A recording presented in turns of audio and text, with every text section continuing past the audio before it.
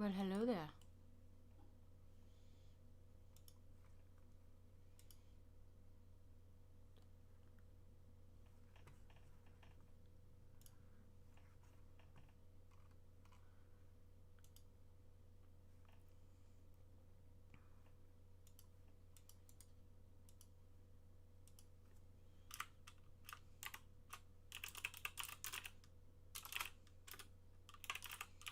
First live stream of 2026.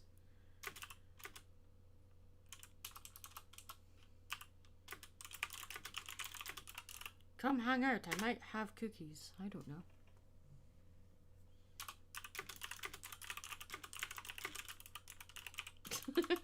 Telling my Discord server I'm streaming. Always trying to do something random. There.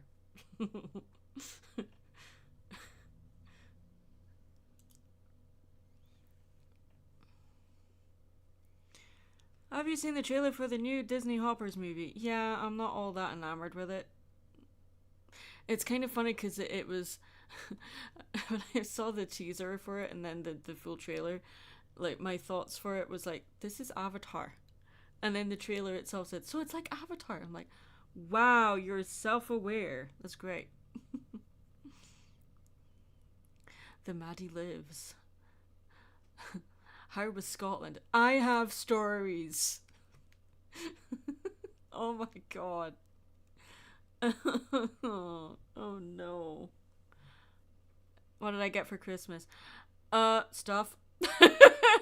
Stuff. I got stuff.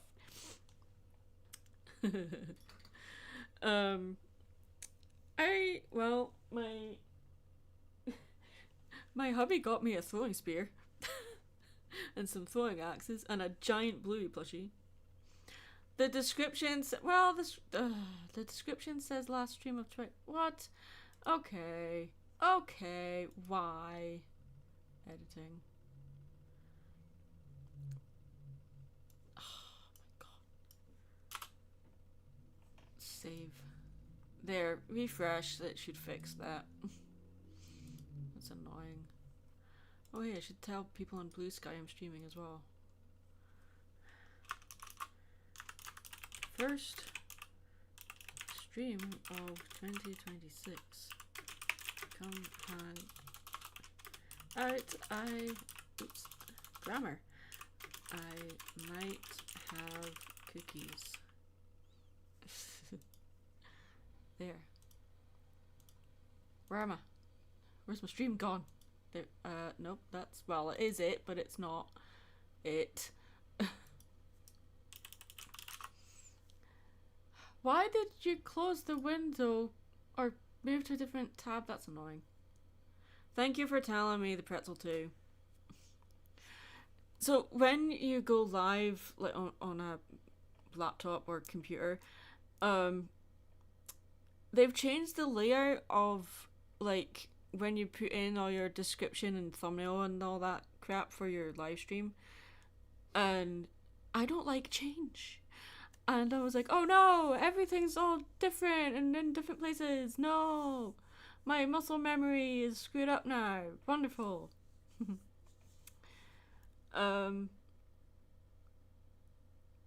What did I get for Christmas? Yeah, oh my goodness, I got a lot of things. My love. Oh, he's listening to stuff. Okay, never mind. What else did I get?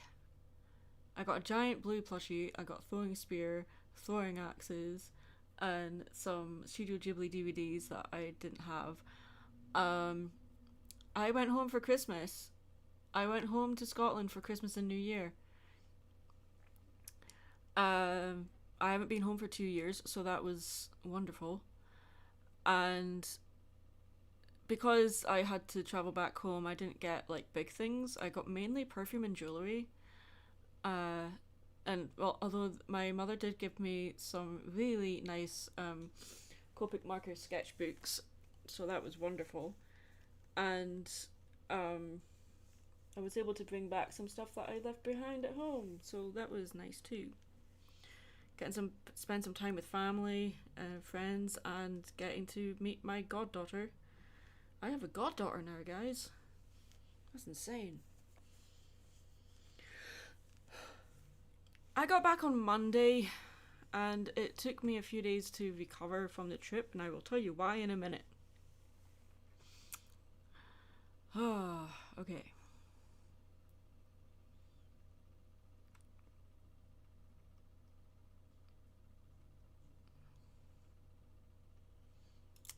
How am I feeling after my trip?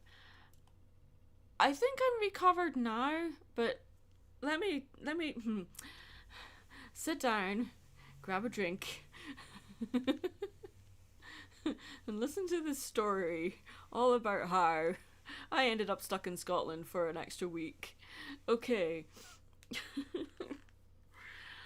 I'm visiting a family friend 2 days before I leave Scotland, and my phone buzzes, and it's an email from British Airways telling me, due to adverse weather conditions, we recommend that you change your travel plans.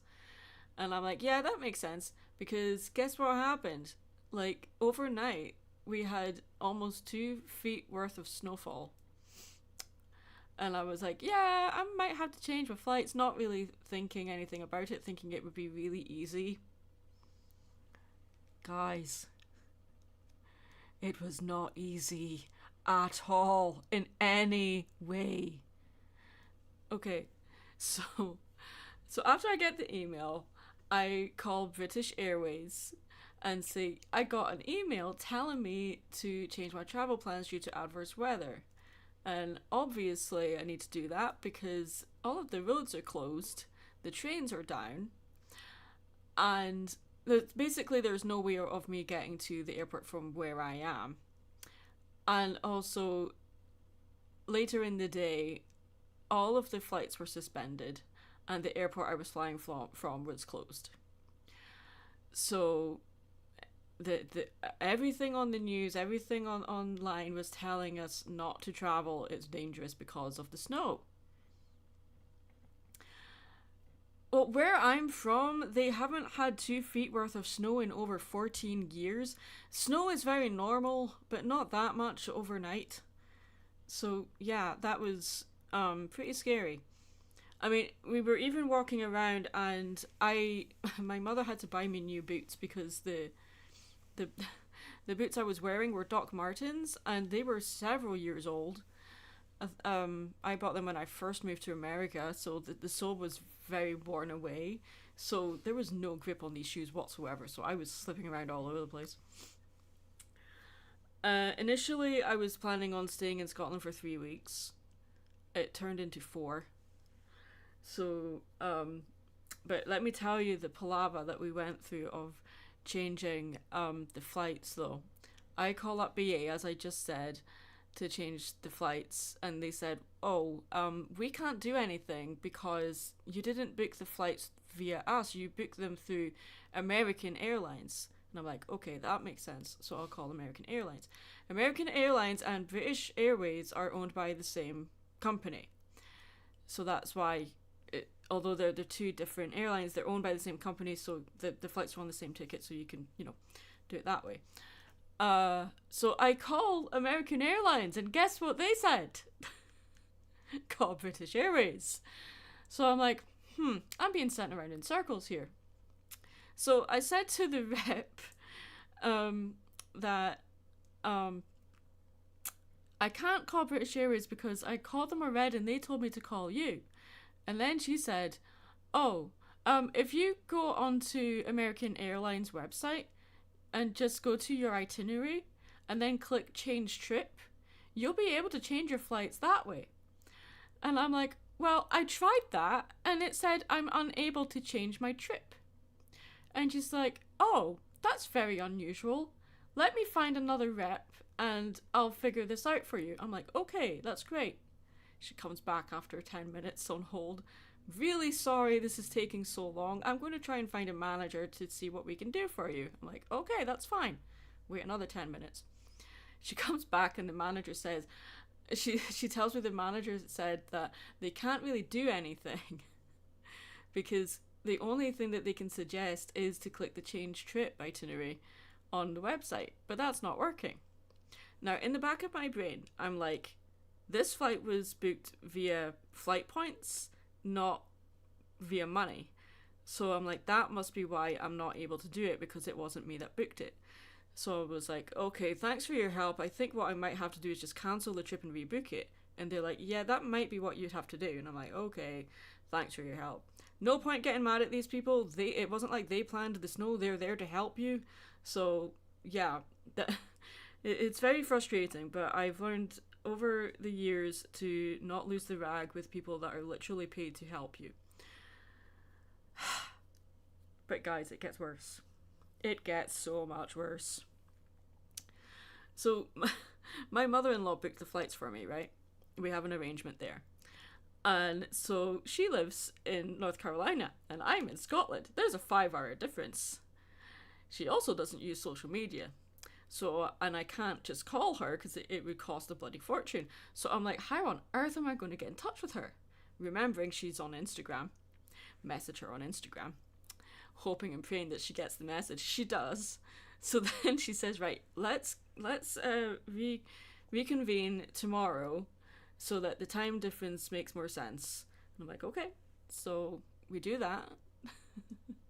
She gets on the phone call at like 9 o'clock in the morning her time. So it's like 2 o'clock in the afternoon for me. So you can imagine the hours before that I was really stressed. Thinking all sorts of things going through my head.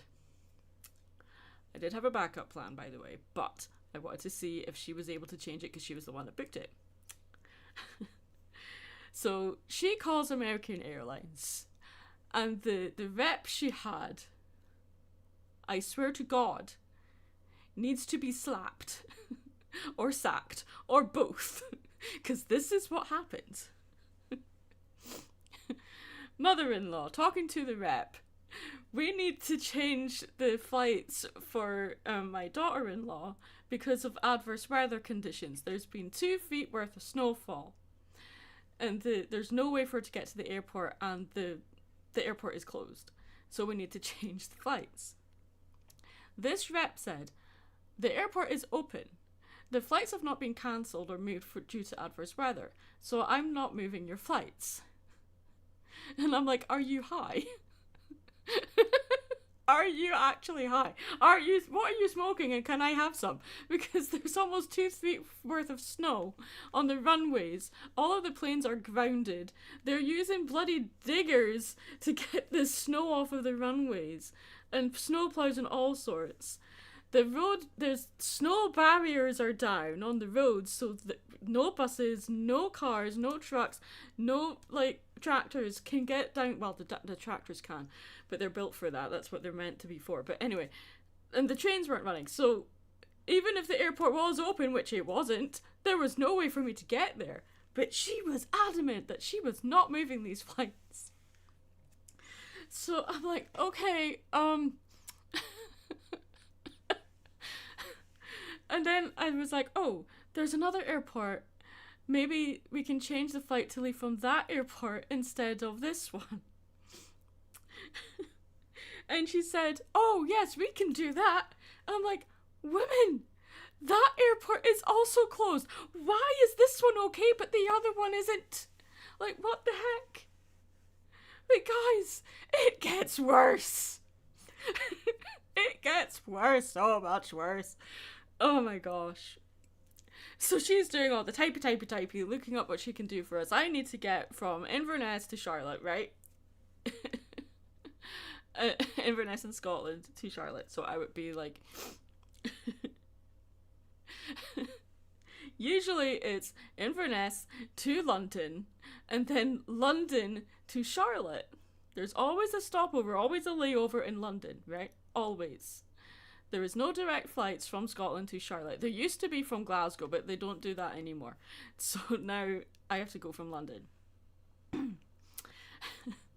This rep, the first option she gave us was Inverness to London, London to Toronto, and then Toronto to Charlotte. With a 7-hour layover in London and then a 7-hour layover in Toronto. I'm like, what? So here's the thing, guys. I'm not traveling as a tourist. I'm traveling as an American citizen and I have a green card because I live in America now. So if she had me landing in Toronto, that would mean I would have to go through customs in Toronto, which would mean they would just send me back to London. So I'm like, that is not an option I feel comfortable doing. And it would also take me 2 days to get home. So hell no, we're not doing that. Is there another option? This lady goes, okay, I'll find another option. So finally she comes back with flight from Inverness to London on Sunday at 8 p.m. So you get to London at 9:30. I'm like, okay. And then your flight to Charlotte will be 14 hours later. So I'm like, okay. So what you're telling me is I'm going to be stuck in London for 14 hours. I'm like, okay. I'll take that over being stuck in bloody Toronto any day. So... So here's me. I look up the hotel prices for an overnight stay, and this was literally like 4 days away. So I'm like, the prices that they came back with, I could not afford. So I had to stay overnight in the terminal. I do not recommend anyone doing that. And hopefully that will be the only time I'll have to do it. But I did it. I did it. But guys, it gets worse. So I get my flight from Inverness to London. Went perfectly fine. It went perfectly fine. And then I look at the flights and the Charlotte flight leaves from gate 30. Now, if any of you know anything about Heathrow Airport, you will know that the higher the number, the further away it is from the main door of the terminal that you first go through. So, but because I had to change terminals as well, my flight from Inverness to London arrived at 9:30. I didn't get off the plane and into the terminal until just after 10 p.m. So I missed the bus that runs between the terminals by like 5 minutes. So I asked the TSA agents, I'm trying to get to Terminal 3, this is Terminal 5, I've missed the bus, what do I do? And they're like, well, there is trains going, but nowhere will be open, and I'm guessing you'll need something to eat. And I'm like, yes. And they're like, okay, here's what we recommend. Stay in this terminal. I'm guessing you don't have a hotel. I'm like, no, I don't. They're like, okay, here's what you can do. You can either get the train to Terminal 5 now and find somewhere to sleep, or Terminal 3 and find somewhere to sleep, or stay in Terminal 5, get something to eat, because there will be places open till after midnight in Terminal 5, and then just hunker down in Terminal 3 and get the train to Terminal 5 later, because you won't be able to get the bus. I'm like, okay, I will go with that option then. I will just stay here, get something to eat. Thank God I did. I just got some falafel, which was really good. So, yeah, one of the worst night sleeps I've ever had. Because you can't just lie down anywhere. You have to, that was not safe. You just have to sit in a chair. God. So then, yeah, I see that the Charlotte flight is leaving from gate 30. So I make my way to gate 30. So from the main door, after I changed terminals, by the way, from the door to gate 30, that's one of the furthest, if not the furthest gate to get to. It took me half an hour walk to get there. And I've got a laptop bag and like a tote bag with me, right? Because my hold luggage was going straight to the final destination.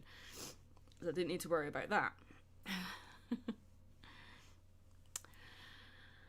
Well, the airport falafel food is not like airline food. It's like, it's decent food. It's not like the food you get on planes.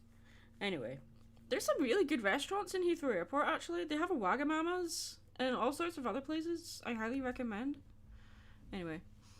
So I make my way to gate 30. It takes me half an hour. I get there. I'm absolutely exhausted.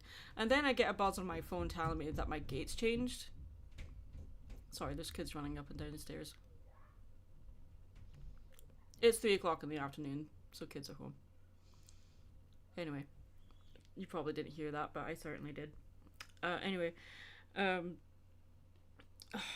my apartment building is made of paper, I swear. Anyway,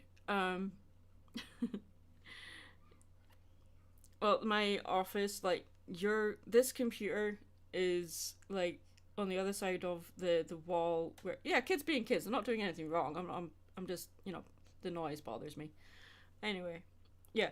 I get a buzz on my phone telling me that the gate has changed from gate 30 to gate 22, so I have to make my way back to gate 22, and I'm like, oh, for God's sake, this is going to take me 15 minutes, isn't it?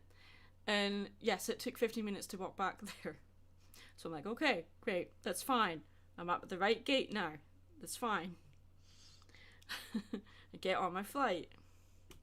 15 minutes after getting on the flight, we're on the plane, we're all situated, we've all put our luggage away. We sit down. Pilot over the tannoy. Apologies to all passengers on board, we have to deplane at this very moment. And we're like, oh, for God's sake, what do you mean we have to deplane?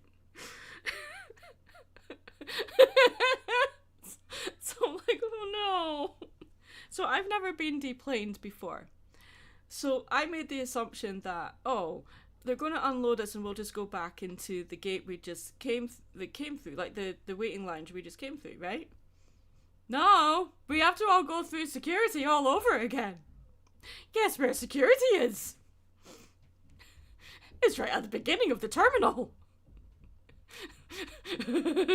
So all 300 of us had to walk through Terminal 5 all the way to the beginning of the terminal, which took half an hour, and then go through security all over again and make our way back to gate 22. So, long story short, we ended up back on the plane an hour later and then took off an hour after that. So I ended up getting home 2 hours later than intended.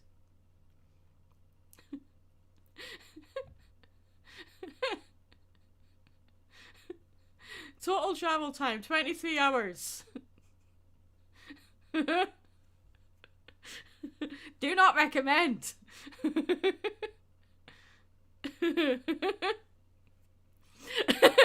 How bad could it get? Oh, never mind.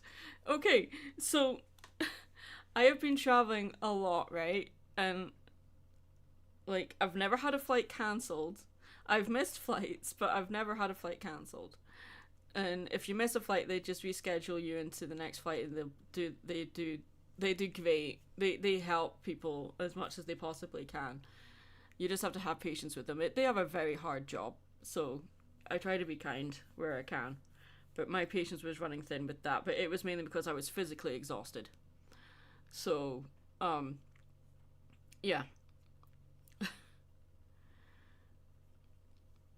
So well, obviously they are 24 hours by default, but when you've got a layover and your flight is the next day, and like you've been traveling for more than 24 hours straight, it's hard going. Like, I'm not saying that the 24-hour between the thing was a surprise or anything. Like, I would be used to that. But the annoying thing is that if they had me on a morning flight from Inverness to London, I would have gotten the evening flight. But no, they had to put me in the last evening flight from Inverness to London, and then the afternoon flight to Charlotte, which is... there was a flight before that I could have got if they had space. I would have made that. So, yeah. Story time over. I'm going to open my can of soda. You want to hear the noise of the can of soda opening? Some people like that. Oh, when I got back to my apartment, my hubby picked me up from the airport, and we stopped for food, and then got back to the apartment about an hour and a half after I landed. Well, actually, it wasn't that. It was after I landed, I had to go through customs and immigration, like as you always do. Everyone has to, when you come back to America, you have to go through immigration and customs. People tried to skip the line, and the reason why, they all kept saying, oh, but we have a connection. And I'm like, there's 300 people waiting in line that probably also have connections. It's like, I don't have a connection, but even if I did, I would still wait in line. Like, if you skip the line in immigration, you could be rugby tackled to the ground. They don't know what you're doing. Like, God. It's insane, right? So, like, you can get off your plane, get through customs. I've been through that from the plane, from getting off the plane through customs with under half an hour. And then, like, by the time I get my luggage and stuff, my luggage was already waiting for me, so I didn't even have to wait for it. And then, so I got home about an hour and a half after I got off my flight, something like that. Well, American security is tight. Other countries have tighter security. I will tell you from my best friend's mother went to Egypt, and she said the security there is far worse than America. And I'm like, well, worse isn't the right word, but like more complex, more strict. And she said, you know how when you're flying from Inverness to London and like you go through security in Inverness and then you go through security again in London? Wherever you land in Egypt, you have to go through security 3 times. I'm like, 3 times? Why 3 times? She's like, I have no idea. I'm like, what? That's insane. So they technically went through security 4 times. Because they had to do it in Inverness as well. So I'm like, what? Yeah. But anyway, that's my story over. So let me scroll back up and see what questions I've been asked. If you use the @Mad Munchkin thing, then it will highlight in red, so it will be easier for me to find the questions. What does Scotland think of Braveheart? I'm not going to speak for the entirety of Scotland. I will speak for myself on my feelings of Braveheart. I can't stand that movie.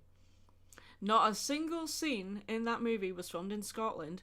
There was only one actual Scot in that movie.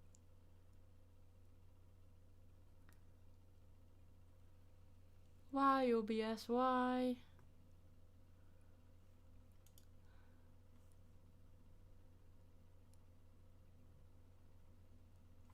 Okay, am I back?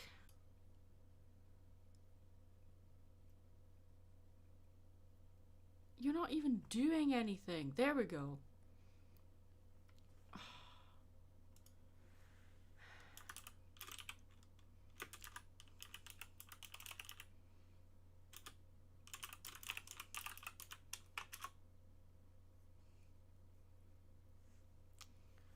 Okay.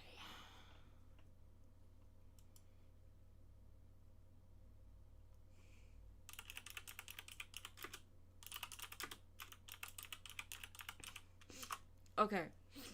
Can everyone hear me?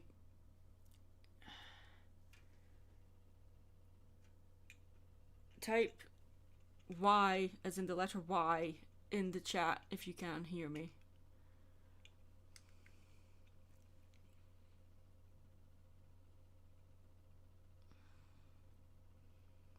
Awesome sauce. Okay. Awesome. What were we talking about before that happened? Can anyone remember? Because I sure don't. Oh, we were talking about Braveheart.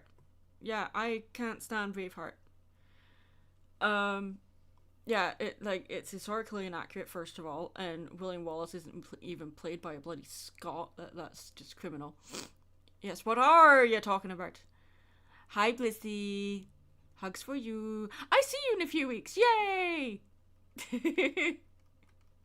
But yeah, someone asked me about Braveheart. I'm not going to talk for the entirety of Scotland, but for me, I cannot stand Braveheart. Have you had Iron Brew before? Yes, Iron Brew is the drink of Scotland. You know how pretty much everywhere on the planet the most popular soda is usually Coca-Cola? In Scotland it's Iron Brew. And Iron Brew is like our national drink. I love it. Take a shot every time it gets worse. At this point, have the bottle on standby. I know, when I was telling you my journey my epic journey.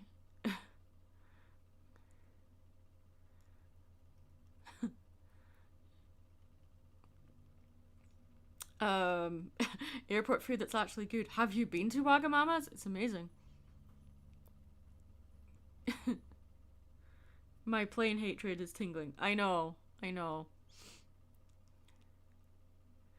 The restaurants inside airport terminals are always subpar quality. I have to disagree with that because, like,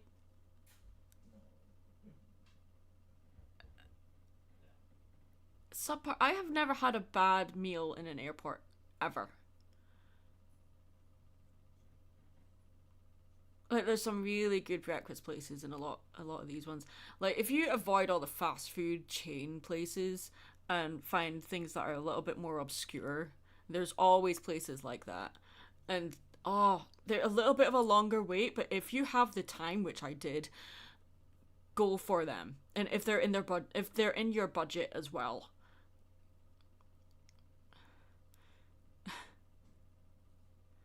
I pretty much did flop on the bed. Like, I tried to stay awake when I got home. I tried so hard, but no. I just about an hour after, I was like, yeah, I'm falling asleep on my couch. I'm going to bed. I went to bed at 9 and woke up at 5 a.m. I've been getting up at like 5 or 6 or 7 o'clock consecutively the last few days.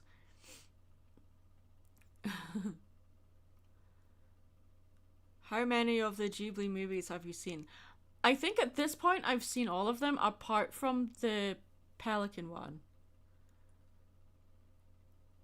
Or the Heron one, or whatever it's called. What things are you excited for in 2026? Well, that is a loaded question. There is a lot happening this year, which I'm really excited for. A lot of it is not set in stone quite yet, but we've got HarmonyCon next month. I'm flying out to Texas. Going to be spending some time with friends before the con, then doing the con, and then spending more time with friends after. And really looking forward to that.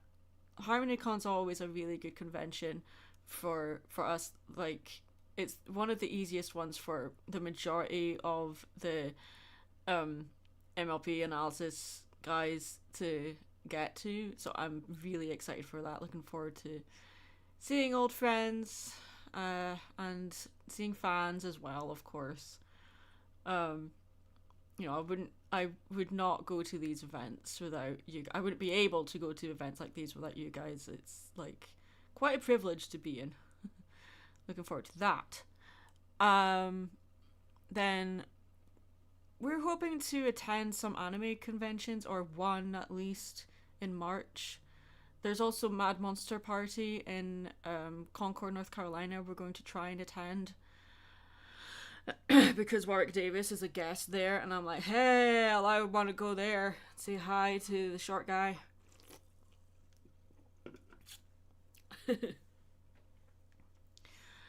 um, he played Willow, if people don't know who Warwick Davis is, and he was also in the Star Wars movies and the Harry Potter movies, and yeah, a whole bunch of other stuff. Yeah, and he's just a really cool guy. Anyway, and then there's a whole bunch of events I'm doing this year. My diary is pretty full, so yeah, lots of things I'm looking forward to. Possible vacation planning things as well, so nothing's set in stone in that regard, but yeah. Yes, Warwick Davis played Flitwick, yes. He also played one of the goblins, or two of the goblins actually. Uh, let's see. The Boy and the Heron. That's the one I meant. Have you seen Zootopia 2? No.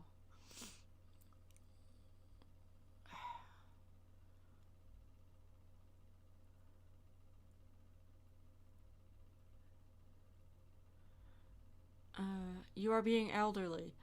Joey, kindly shut your face. I turned 40 this year. You becoming elderly.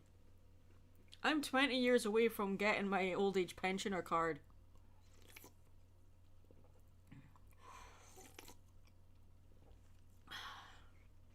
Kindly shut your face. Ree.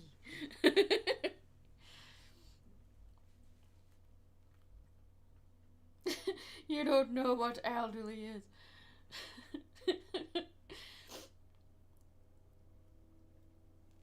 What's that, Sonny? I couldn't hear you over my kidney stones.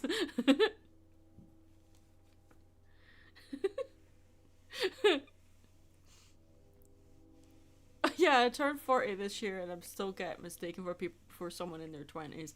I'm like, it's the height. It's because I'm short, isn't it? You are ancient. Shut your face.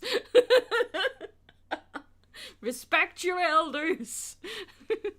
Flitter Chris, get out of my brain. Like, god damn. Maybe. Can already feel talking to Eric wagging their fingers at us. I know. I thought you were in your 30s. I am. I am still in my 30s. For a few more months. I don't turn 40 until November. So, I've got a little bit more time. Do you miss Friendos? I miss Friendos too. No, I like it here. It's cozy. Wait, I told you to get out of my brain and you said, no, it's cozy. Are you trying to imply I have a small brain?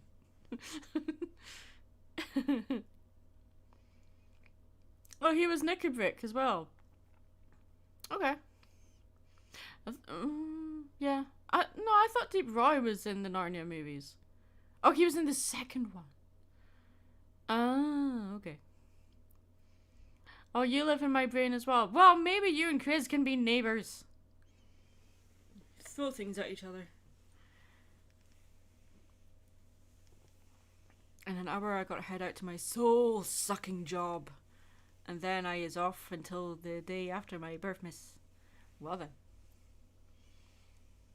Prince Caspian is a classic. I have only seen Prince Caspian once. I really need to rewatch it. Because it's not... I don't really remember much of it. I've read all of the books. I remember the books more.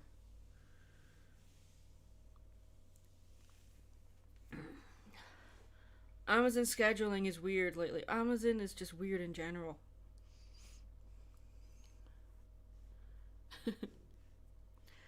I'm gonna go for a quick bathroom break. I'll be right back. Heidi ho, neighbor.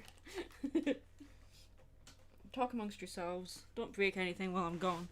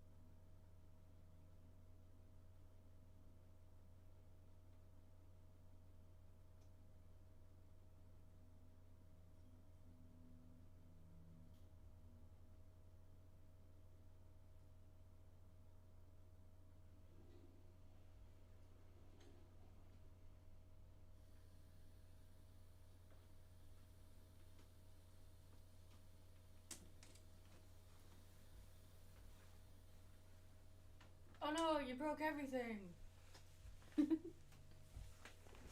I leave for 5 seconds and everything's broken.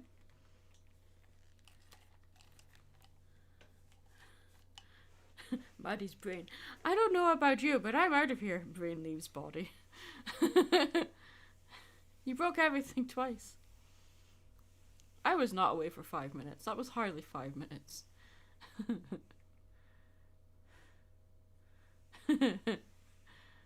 Don't break yourself. Don't tell me what to do.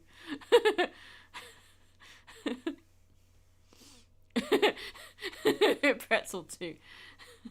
The earth can't be flat. If it was, cats would have pushed everything off the edge by now. Yes.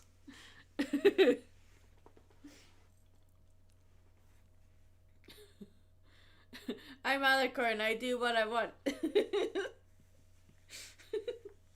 Let's have a picture of Blissey just like a cat She's just like, F this cup, and just slaps it off the table.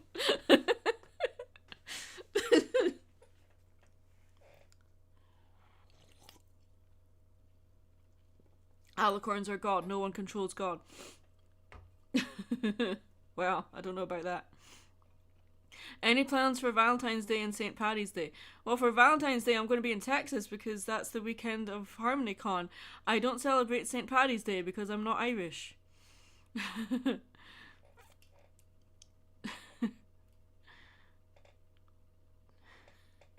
I've been doing a lot of Gmod tests lately. I might have gone mad with power. Oh, Joey, I meant to tell you and I completely forgot because it went out of my brain and went for a walk. The image that you made of Maddie at the cabinet where her hat is kept, and you've got you've got Mario holding her hat. I love that. Can you send me that image, please? I want it for my desktop. I need a new desktop for the new year.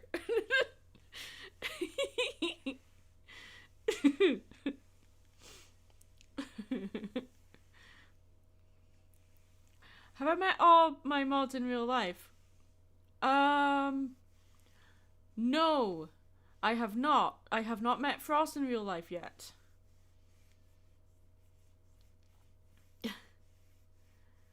Check my DMs. Okay.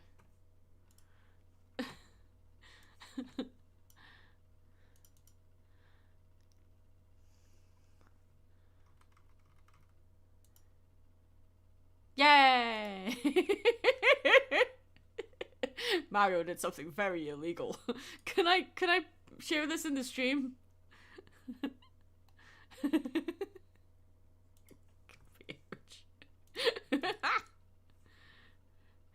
Can I share this? Can I show people in the stream? Can I? Yes? Okay. Look at this.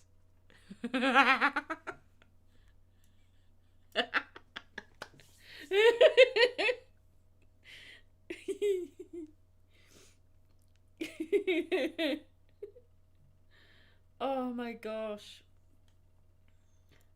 Why do I imagine the Pretty Pony Princess game, but it's Bliss looking annoyed as fuck in the corner on the cover? Lol. Mario's dead.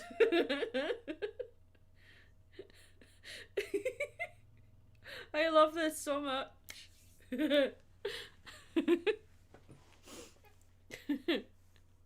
Okay.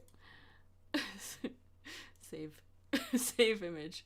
I am making this my desktop. And I will prove it as well. Display settings. No, that's the wrong one. Personalize! That's the one I want. Press. 26. Where are you? There you are. Choose picture.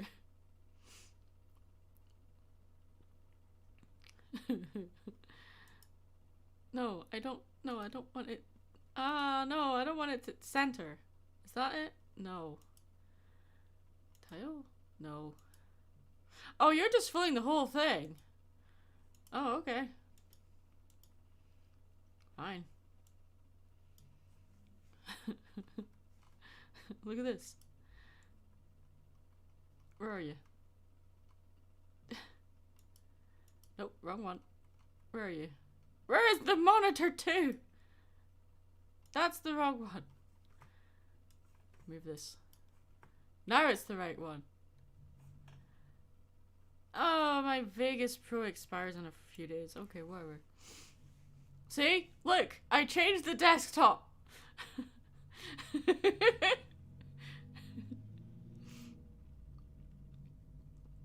It's mine. You stole it? Hey, I asked Joey permission! Don't steal stuff that's not yours. That's not cool.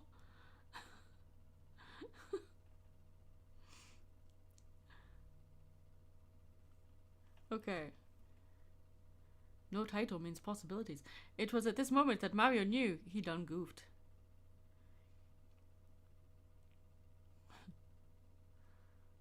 Thou shalt not steal. Well, it's not my image, it's Joey's, and I asked him if I could use it. Don't take something that's not yours, guys. That's not cool. Wow. Didn't they teach you anything? Okay. Whack 'em, Cintiq. Alright.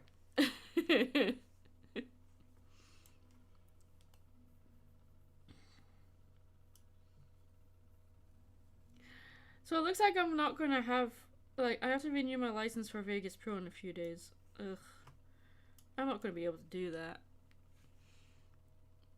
Is Windows Movie Maker still a thing?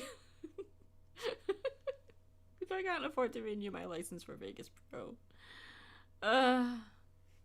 There are ways around it. It's fine.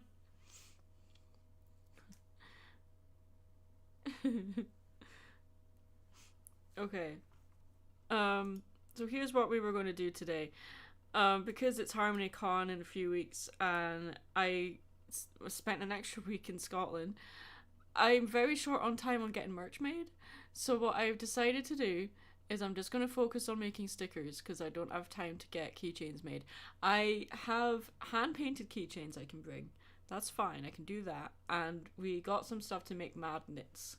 Hand-painted magnets. So we're going for hand-painted things for this con because I'm very short on time. But for the stickers, obviously I can print those. So I'm like, hey, I can print those myself. So this is an old design I did of Spike. We have ways of making videos for free. You have a license? No. No, I don't.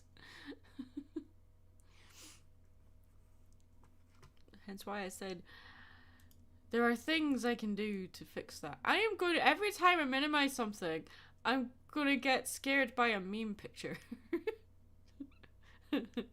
I'm okay with this.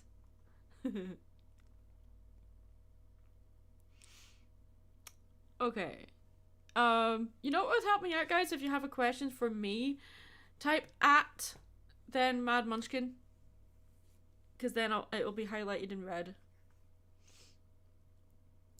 Just don't spam that. Just use it for questions. Don't spam it every time you'd say something to me. Just only if it's a question. Anyway.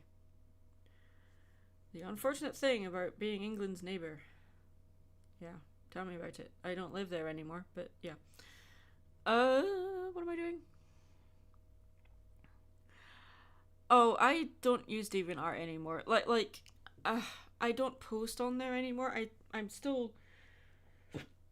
I look at if friends have posted stuff and they share a link and it happens to be on DeviantArt, then I'll click that. But that's the only time I'll go on DeviantArt. Excuse me.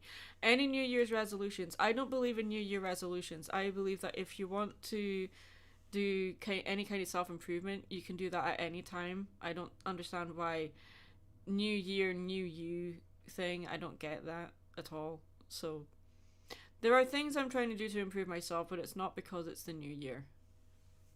Anyway, I'm just trying to eat better, look after myself, because I'm turning 40 this year. You say MLP is going through a dark age right now, or is misdirected? Going through a dark age? Right. There's only two choices. If you're asking me, like... Okay, so the MLP franchise has been around since 1982. It's not going anywhere. And it's gone through, like, 5 different iterations, 5 different generations. And now we're at the gap before Gen 6. And when there's a dip in a franchise, like, it doesn't mean that the franchise itself is going to die or anything. It's not going to go anywhere. It's like, when a franchise like this is going through a transitional period, it's like we don't know what's coming, and then there's all of this what ifs posted, and I'm just waiting for something legit because I'm get sick and tired of all these like fake news stuff or fan theories or whatever. I'm like, yeah, that builds anticipation, but I don't want to jump on something and then find out it's fake. So I'm just waiting until we get an official thing. I don't have any thoughts on whether or not the franchise is in a dark period, whatever that means, or dark age, or is like misdirected. Well, that's up for debate. That is definitely up for discussion, but I don't think I'm fully informed to be able to carry that as a full topic during a live stream. I need to be more informed. Do you have dual citizenship? If it's okay to ask? I'd rather not say. I'll have a New Year's resolution to finish me and the roommates cover off once we get up there. Well, you already told me a couple of weeks ago that you're doing it, so now you're tied up. You have to do it now because I know it. I know about it. Yeah. Hurry up and do it because I want to hear it. Can I guess that Will is Fox?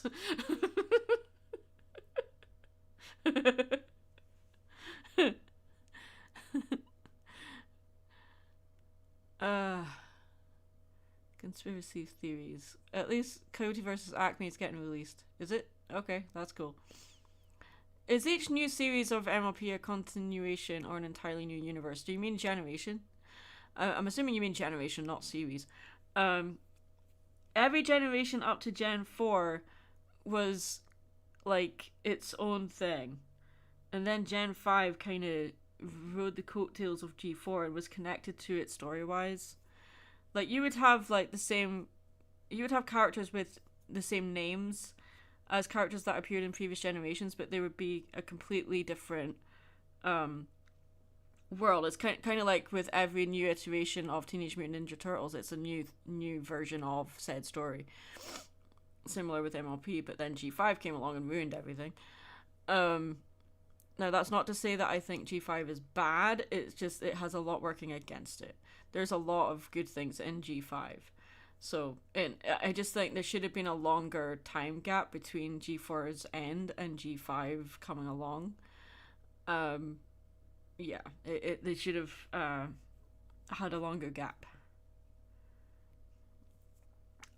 Izzy's cool. I like Izzy. I just didn't like Sunny. She was like a bit, ugh, I don't know. G5 had potential. It's just that executives kind of meddled with it. Isn't that the old? It's always the way.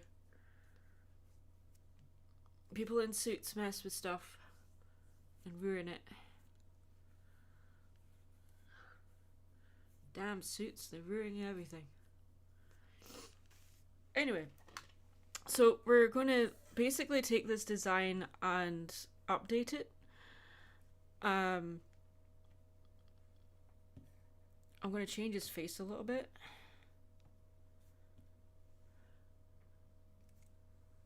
Hasbro being Hasbro. Yes. Don't like G5. I watched it all despite I was done with it when the dragons came out. Some jerk gaslight me saying you're not giving it a fair shot, so I watched it all. 2 hours. I'm not getting back. Yeah.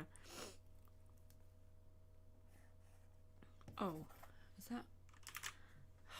Okay. There we go. It's also, like, I have not, like, drawn anything on my Wacom Cintiq for 4 weeks, and it feels a bit strange, to say the least.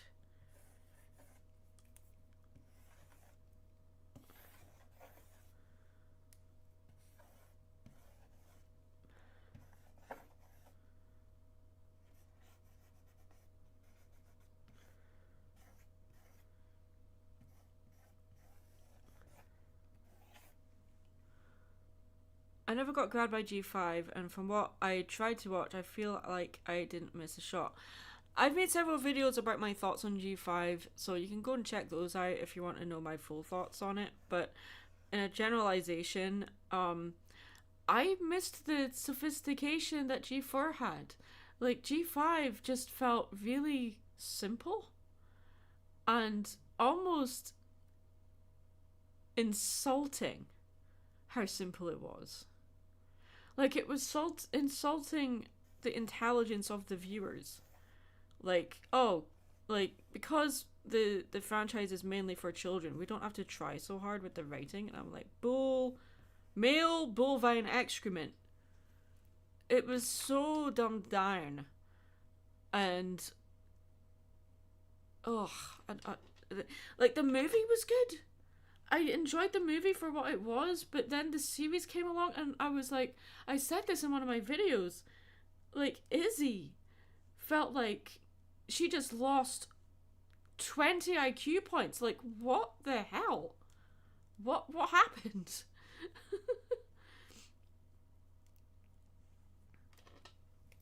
Anyway, how are we doing with this?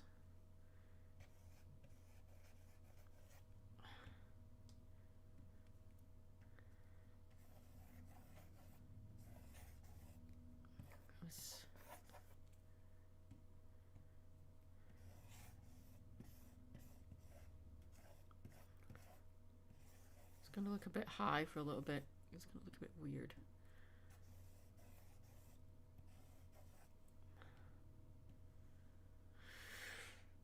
Writing was poor, too much crammed in some episodes, animation dropped or got lazy on character designs, too saturated in some aspects. Some music was okay, but that's it. You know why the dragons have the design they do? Because they use the same animation rig for the dragons as they did the ponies. And that's why they look like that.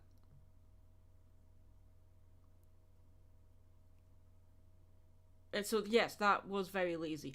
But it's either lazy or they, as is with a lot of CGI stuff, they've not given enough time to animate stuff. Oh my god, there was the animation in Cats and Dogs 2 is incredible compared to the CGI we get now. Because they had more time.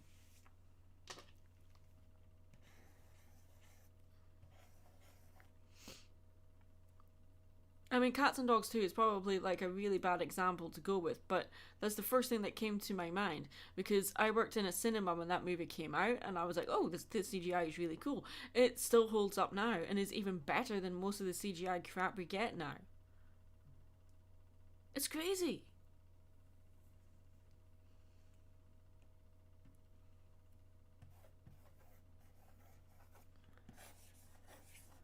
We're just like going over this loosely and then fix things later. There's always a reason behind why these things happen, and it boils down to not enough time or the studio isn't giving animators, writers the love and time to develop things. I don't blame them. It is what it is.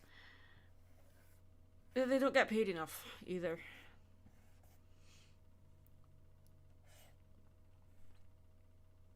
I think we have to do a version of this with wings and one without.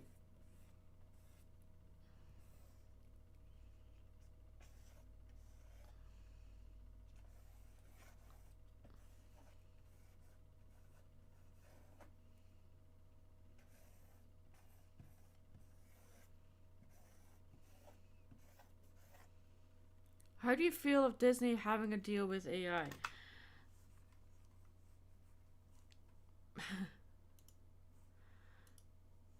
One second. I need to make sure I get my words right with this.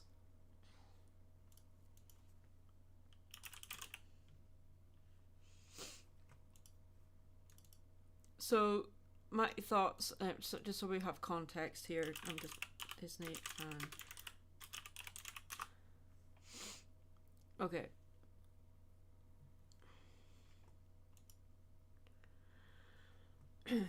Walt Disney Company and OpenAI reached landmark agreement to bring beloved characters from across Disney's brands to Sora.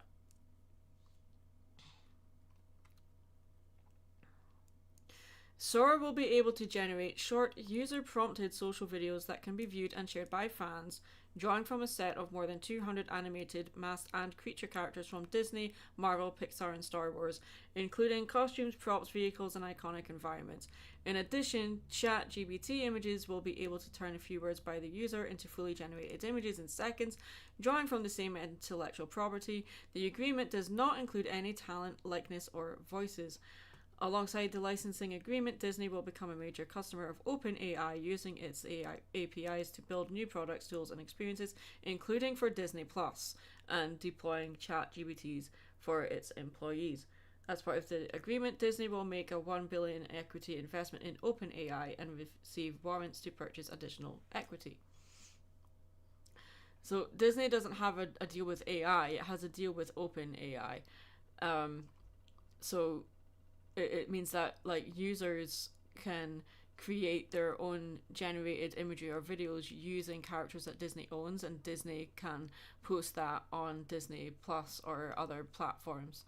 Essentially, we the public will be creating content for them for free, and I cancelled my Disney Plus thing altogether because of that.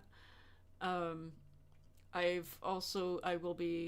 have posted this on my Twitter and in my pin post. I will be closing my Twitter account in February. And this is. I like being sure that my sources are correct. This is why I do this. So I'm not paraphrasing. So, Twitter or X is rolling out AI image editing on any public post. And what this means is that the tool will let anybody edit images on Twitter or X. So they can generate AI changes like new backgrounds or added elements for posting as replies. This will include any like photos you posted of family or friends, not just memes and stuff like that, but any photographs of pets or like just or houses, anything like that, which everybody posts stuff like that on their social media, right? So now like people like me as an artist, it's like advocating the risks over original posts from unauthorized remixes. This will also ignore watermarks to potential deepfakes of family photos with no opt-out notification in sight. So a lot of people that have to use social media for their work, they're deleting old images or switching to GIFs as a workaround, which I cannot do. I don't know how to do that, and I don't really want to have to learn. And people that actually support it praise it because it's quick, fun edits. I'm like, yeah, I can't use that platform in good faith anymore. So by the end of February, my Twitter account will be deleted. So I am on Blue Sky. So you will see on the stream, I have covered up my Twitter with my Blue Sky social. So please follow me on there, because I will not be posting anything on Twitter after February. I'm going to be posting stuff in the lead up to HarmonyCon on Twitter, and for those of you that I've placed commission orders via Twitter messaging, the messages will continue on Twitter. I do plan on closing my account by the end of February, but I will keep it open if the commissions aren't done by then. They should be, but just a heads up, just in case they're not, because life happens. So from after that, I'm probably just going to be taking commission orders via my Instagram and Blue Sky, and on Patreon and my Discord server, not on Twitter anymore. I mean, I would close it now if I could, but I can't. It's so upsetting. So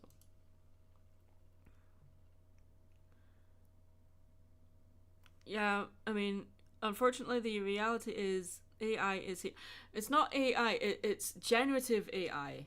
But yeah, it's going to likely get to Blue Sky eventually. Know where you go, AI won't be there. Nothing we can do about it. Can only control what we can do with it here. So I'm using Photoshop. That's AI. The thing is, like, YouTube is AI. It's generative AI that we're again.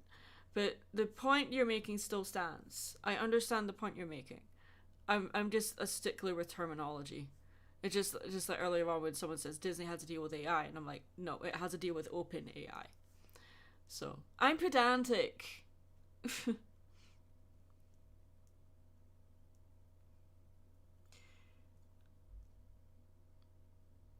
Because let's be clear, like a lot of animation programs use AI, and I'm okay with that.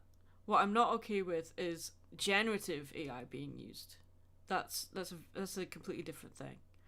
But anyway, um, I would cry. Oh, my life animation will be defiled. I'm just of the mind that there's no point in leaving all of my social media accounts because of it. It won't change anything. I'm just leaving Twitter. I'm not leaving anything else. It's just Twitter. I mean, I was planning on leaving Twitter a few years ago anyway because I was just getting sick and tired of it. It's just a platform I just don't want to support anymore. I'm not going to tell anybody else to do the same. I'm just telling you guys that's what I'm doing.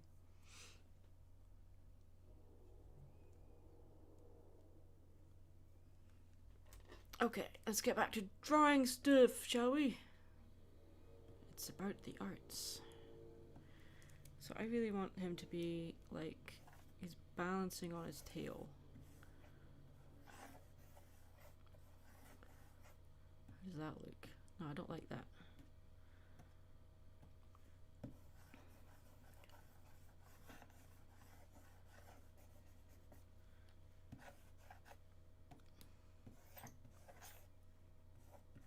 Oh, that's better. Okay.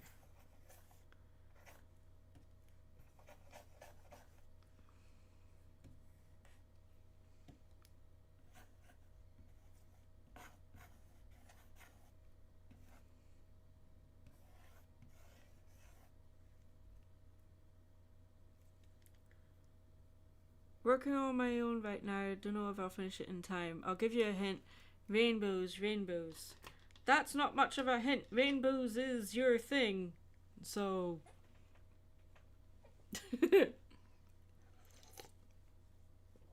Imagination. I call bull crap. Yes.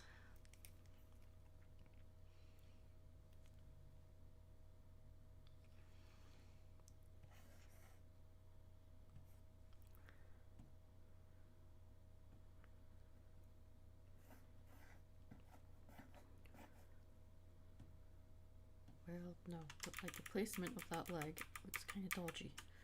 So.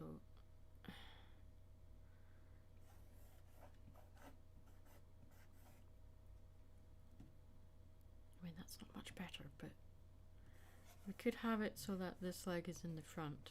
I could do that.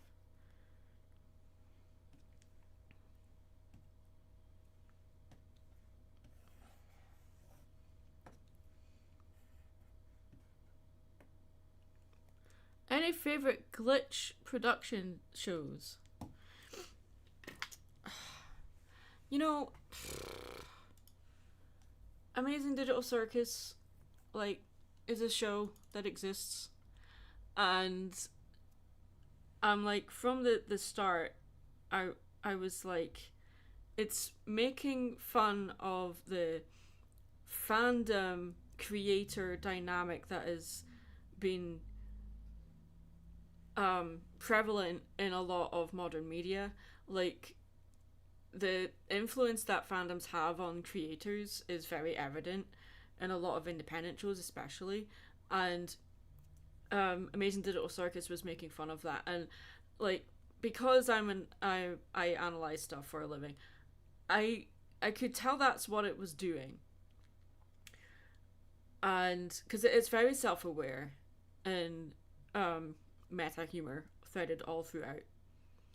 And what I don't understand is that, especially in the previous episode or the most recent episode, um, there's a big, huge twist, and a lot of people like did not see that coming, and I'm like, how did you not? That I'm not trying to sound like I'm being condescending, but I thought that but this was the intent, and I could see that from the start, and you know, I have a love-hate relationship with Amazing Digital Circus. um, and it's why I haven't really talked about it much, or at all. Like, people keep asking me, hey, you should make videos about Amazing Digital Circus. It's a show that you can really dive into from an analytical standpoint. And I'm like, is it though? Is it? Because it's basically a study of fandoms and how they behave. That is what Glitch has been doing from the beginning, and I love them for that. They've done an amazing job. It's an awesome show. I love it, but I kind of hate it at the same time. It's very much on the nose with what it's doing, and yeah.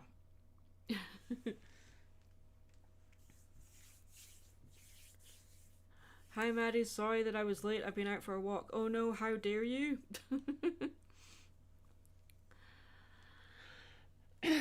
Lackadaisy I'm not all that bothered about. And I hate saying that. I when I saw the pilot, I'm like, okay, that looks interesting. And I was just not excited about it, and I don't really know why. Um, I don't know. I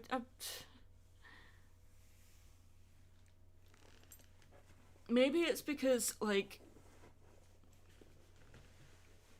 I studied a lot of like postmodernism and um studied art that came out during the Great Depression, and so when I'm watching a thing like Lackadaisy, I'm like looking for certain elements and I'm not seeing it, and that's purely because of what I've studied. It's nothing bad. It's just it's not appealing to me from my own personal experience, and that's perfectly fine.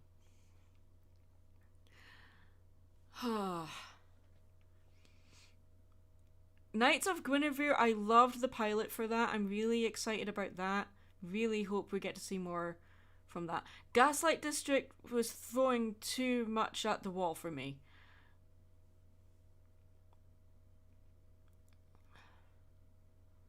You've got bank stuff to do. Sounds ominous.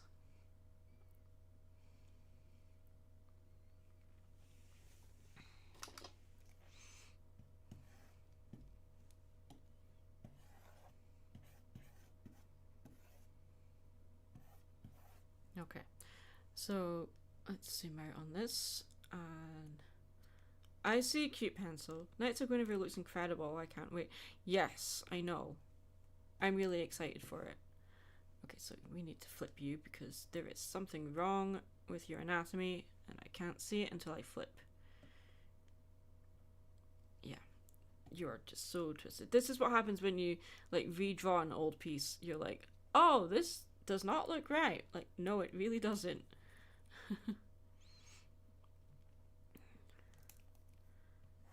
Like this, for instance. What's going on here? That's not how shoulders work. I've been really getting into a lot of listening to a lot of lore commentary videos based on video games, Poppy Playtime, FNAF, and all that kind of stuff. And that's the thing, like, the lore behind these video games is more interesting than the actual games themselves. But I'm really into what Poppy Playtime's doing. I'm really excited for part 5. So yeah, I'm looking forward to that. Comes out in February. We're hopefully, if I have time, going to do some Poppy Playtime stuff in time for HarmonyCon, but we'll see. We shall see.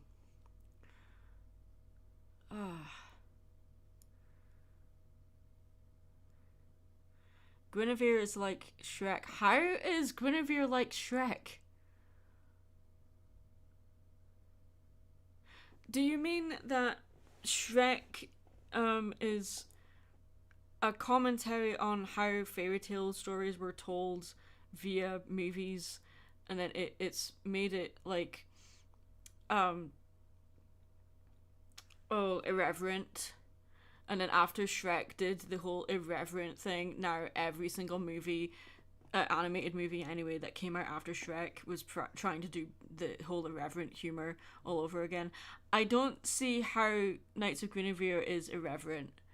It's a commentary on the um the industry of like the whole the Disney is basically the backbone of America's economy. So it's like that's what they're making fun of. It's not irreverent like Shrek though. I don't really agree with that. I don't think Guinevere is irreverent. It's a commentary of something, but it's not doing it in a comedic way. It definitely has a different vibe than Shrek. And when DreamWorks started, like Jeffrey Katzenberg was like, I'm going to have my own animation studio and I'm going to make it as different from Disney as possible. And it was to start with, but now they are like the equivalent of Disney now. They're just doing exactly the same thing. So, yeah. Gaslight District was more irreverent. Yes and no. Guinevere has the same creator than the one of Owl House. Yes. It is basically much like Guinevere is a middle finger to Disney. Yes, I can see that is painfully obvious. It's not subtle about that at all. But Amazing Digital Circus is more subtle in how it is a commentary on the dynamic between the creator and the fandom of said thing. It's like all like the fandoms are always making theories of what's going to happen next and figuring out the dynamics and the like which character is the evil one, or which character represents this, or which character represents that. They literally say what each character represents in the series. It's not it's not subtle at all. Conventions this year, yes. I will make a list of all the conventions I'm doing this year, but the next one is HarmonyCon in Texas. I will be at HarmonyCon. Then after that, I'll be at Charlotte Comic Con in April, be vending there. And after that, I haven't got anything booked, like concrete booked, but we will be attending a few conventions later this year, hopefully, on a voluntary basis.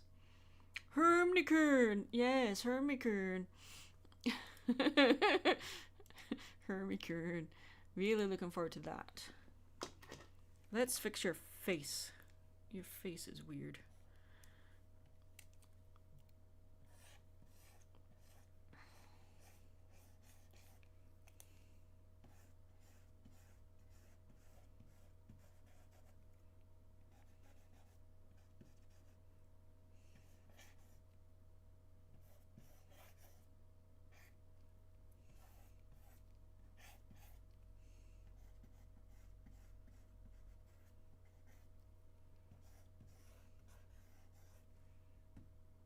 Much better.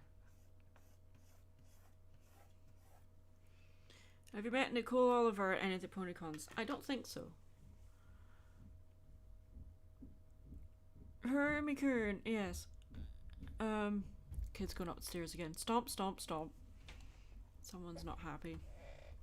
It's like 3 o'clock. Run, run, run. Hyper, hyper, hyper. And I'm like, okay, that's the primary school kids. And then at 4 o'clock, it's stomp, stomp, stomp. I'm like, here come the teenagers.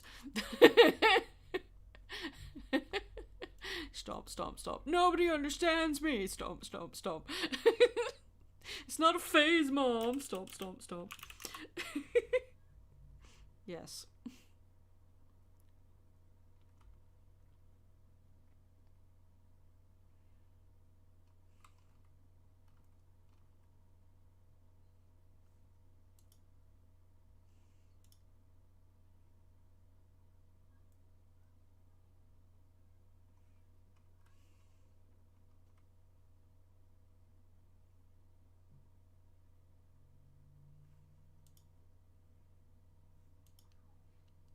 I'm being distracted by stuff on Facebook.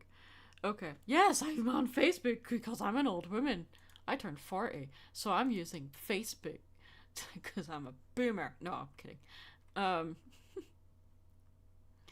oh my gosh. Okay. So, for those that don't know, my hubby is a veteran, a combat veteran. He has a service dog. And our service dog, or his service dog rather, graduated training. So, he doesn't have in training on his vest anymore. And today we went out for a late breakfast. We went to breakfast time. Yay, breakfast time. Yum, good food. So we were waiting for our table, and it's a 20-minute wait. So there's lots of other people waiting for their table as well. And so there's people sitting on benches. And so we're standing in the middle. And so George is doing his thing. He's just like putting himself between my hubby and people. And this woman sitting on the bench said, "Can you move him so we can see him?" And I'm like, "Well, no, he's working." So I said, "Well, no, he's working, so we can't move him." So she's like, "Oh, poor baby." And then she starts baby talking him. And of course he hears the high pitched baby talk and turns his head. And she get like louder baby talk, you know, the whole like when you talk to a dog. And so then we say to George, we make the noise to refocus him, so he turns away from her, which is exactly what he's meant to do. And it's like it's a test of patience as well. She's like, "Oh, it's not fair, we can't touch him, he's so pretty." And I said to her, "I know it's unfair, I can't touch him and he's mine." When he's working, I can't touch him either. So, yeah. It was just something funny that happened today. And I'm trying to learn how to be more patient with people, because we've had some really bad interactions when you have a service dog. Like, when you see a dog, you just want to pet it, right? So, you know, it's hard when people see a dog and they're like, "Oh, why can't I pet him?" Like, well, he's working. You wouldn't ask to pet a guide dog for the blind, would you? You wouldn't do that. Although some people would, I guess. Yeah. He's not a guide dog, by the way. He's just service. But, yeah. So frustrating. It's not a big deal. It wasn't like she started petting him without asking or anything. Or, like, it was just how she said, Can you move him so we can see him?" I'm like, that has never happened before. "Are you able to bring your dog to conventions?" He's not mine, he's my husband's. So HarmonyCon, he won't be at HarmonyCon with us, no. He does do conventions with us in North Carolina, though. He is with us for that, but we haven't had him at, like, out-of-state conventions yet. Because he has not been on a plane yet. That is going to be the next thing. Anyone planning something interesting for the weekend? I'll be helping out my friend on his cartoon show on YouTube. Uncle Boot Likes Cheap Cartoon Show. Yes, that's the name of the title. Okay, awesome. Plug your thing that you're working on. That's perfect. That's great. I wish you all the best.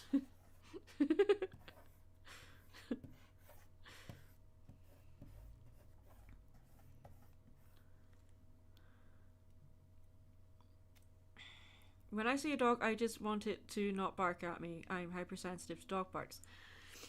No, a good service dog, a legit service dog, will not bark.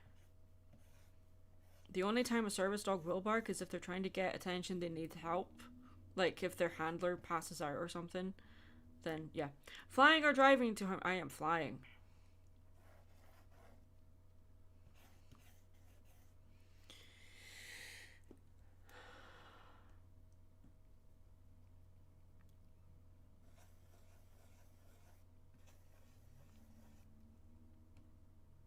Does that look like Spike?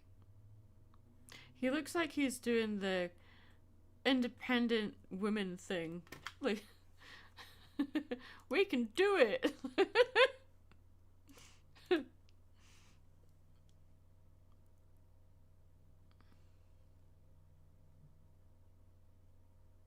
Hope you don't have the same airport experience again. Well, no, because I'm flying from North Carolina to Texas, so. But I am flying with a different airline this time, and I do have a layover. Um, but only like an hour layover, maybe 45-minute layover. But it's just basically hop off one plane and back on another. It's not like I have to go through security all over again. So it should be fairly simple. And if I miss it, then they'll just put me on the next one. It's not that big a deal. I don't really get that stressed out when I'm traveling because I know if anything, if I miss a flight or whatever, they'll be like, right, the next one is at this time, just wait. And I'm like, okay. I have had to wait 7 hours after missing a connection before. I'm honestly okay with that. What I'm not okay with is if they just leave you high and dry. That's what I don't like. Because I'm like, guys, you're literally paid to help us get to our destination. So, like, I try to be patient, but if if sometimes TSA agents can be very dismissive, and quite rightly so, because they have to put up with lots of people shouting at them all day. But when you're genuinely trying to be a good person, and and they just jump straight to that, I get a bit, oh, okay, well, you're clearly having a bad day. Okay.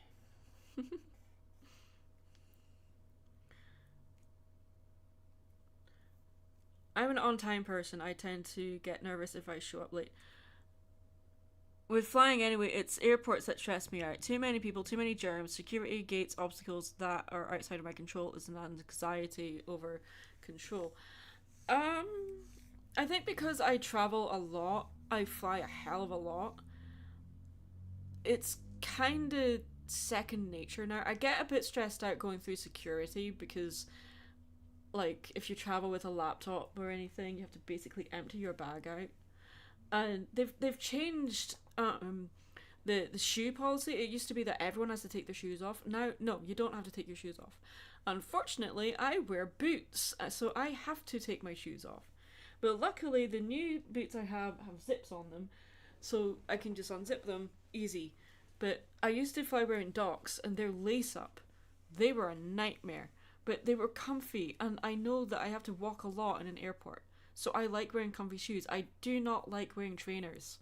And I see some people wearing sandals and all sorts. I'm like, how can you wear, like, is what is essentially just strips of leather strapped to your feet? How? Just, oh, guys, invest in good shoes. Your feet will thank you. Especially if you're going through an airport terminal.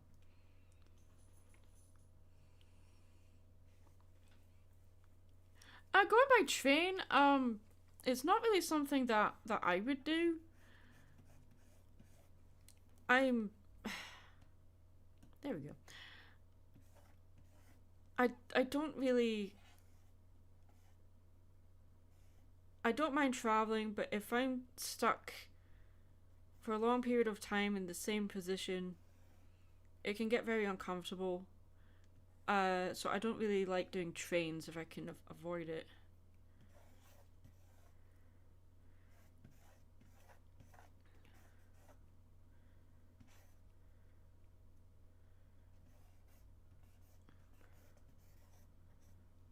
Okay, so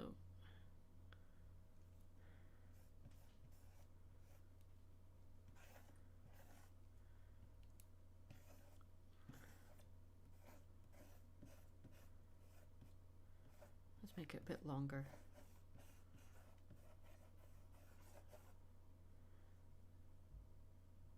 So then his other leg will come out like this. I had 3 flights over the holidays, and every single country had a different way of doing security, and I am so done. Yeah. It's the inconsistencies that can stress me out. Because you think you're prepared, and then they change things, and you're like, I don't like change.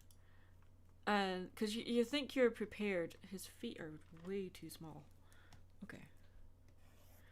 Spike, you're a baby, so you have proportionately large feet. Good, you're a Bobby. There we go. That works.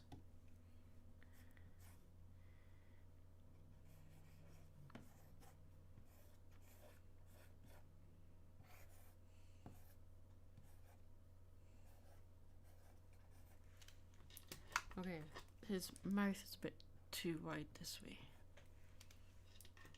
We're getting there. He's a happy dragon.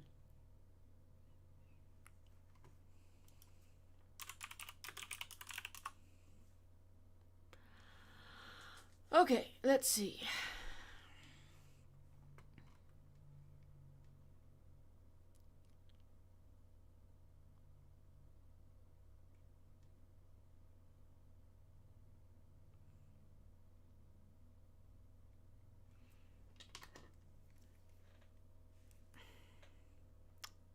So now I have to change up his hands because he is going to be... well, it would help if I made a new layer.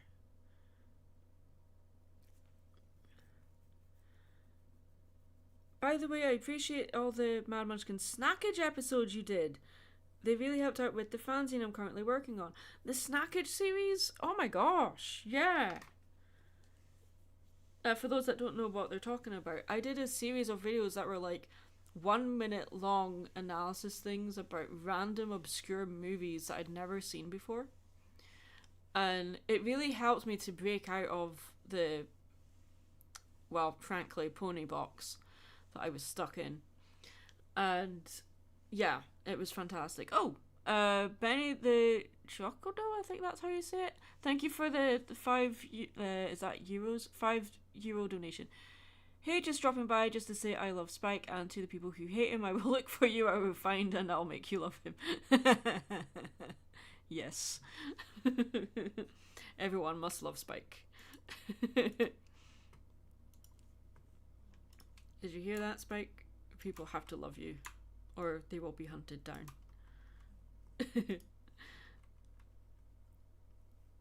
But we are making it so that he is the writers never showed him love. Well,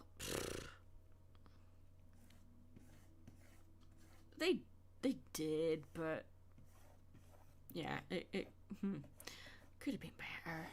Could have been better.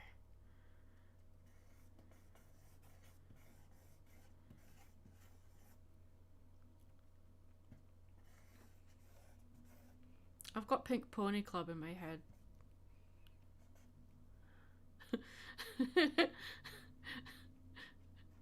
Can someone help me? I have Pink Pony Club in my head.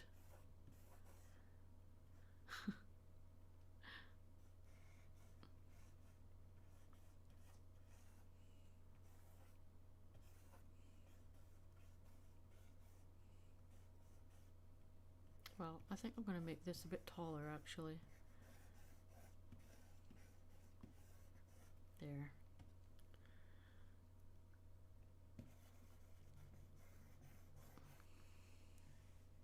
There we go.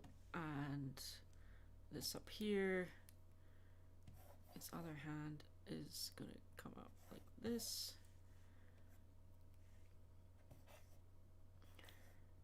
Well.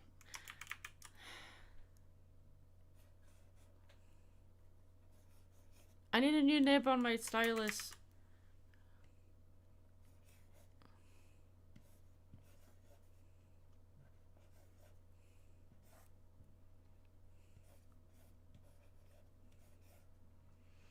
The Snackage episodes helped me track down a few totally obscure titles like The Mouse and His Child. Any movie where Peter Ustinov is doing a cartoon voiceover is my kind of film.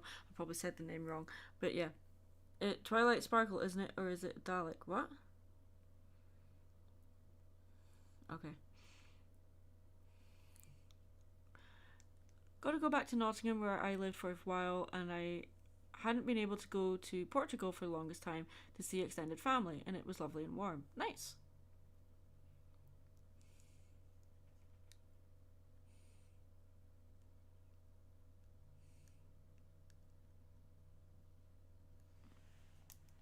I have to redraw that hand. It's awful.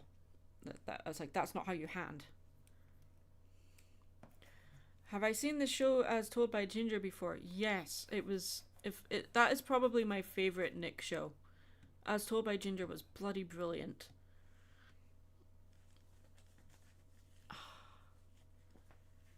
So this... Wait.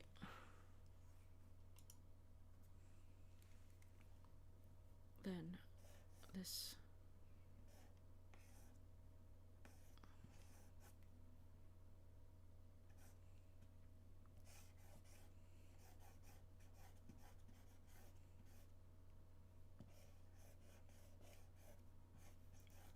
You ever have those times where you think, I can't draw? This is one of those moments.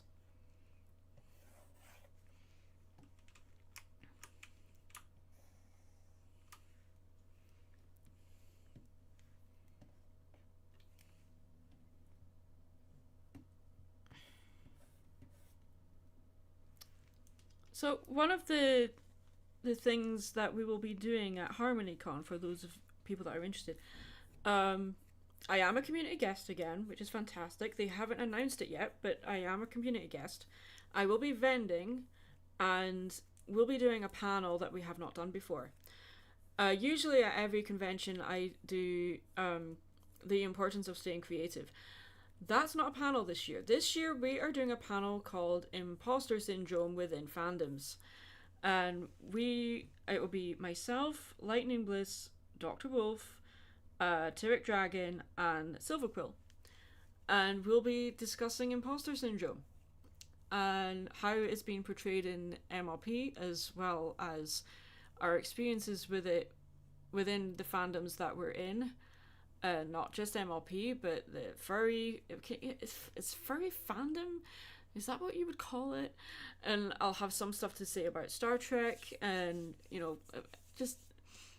We're still putting it together, but structure-wise, it's going to be a discussion between the five of us, and hopefully we'll have enough time at the end to open it up to audience participation as well.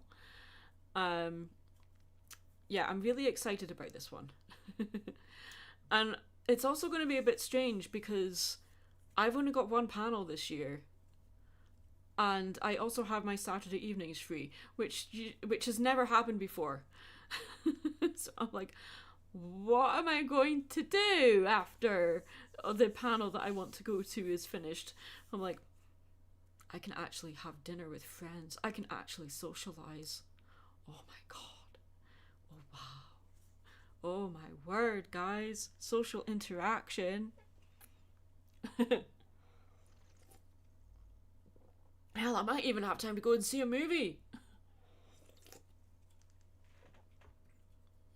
I doubt that. For the first time in forever. Yeah. I'm learning to draw better from the books and YouTube videos. Yep, that's how you learn stuff. You read about it and you watch stuff about it. Could you draw Pinkie Pie singing If All the Raindrops, Barney, on stage at Sugar Cube Corner? I'm sure I could. I'm not going to end the live stream though. I reopen for commissions on the 20th of January, just by the way, guys. I meant to reopen on the 10th, but obviously because I was stuck in Scotland for another week, I've moved it to the 20th. Because I am very behind in work right now. So, yeah, it's not fun. Really not fun.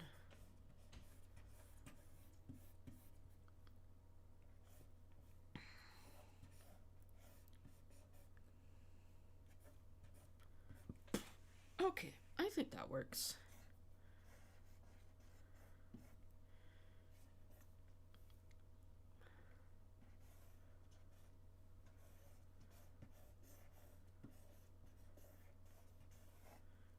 And then that solves the problem of the legs looking weird.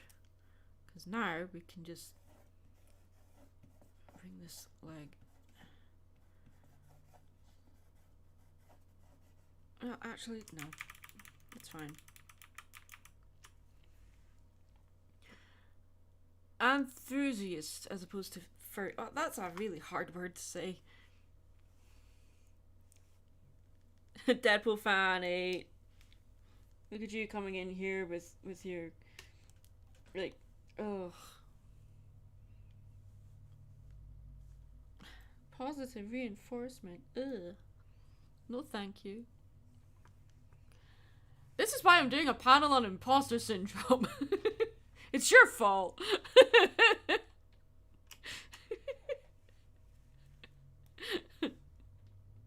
Praise the Scottish artist. Oh my god, are you going to start a cult?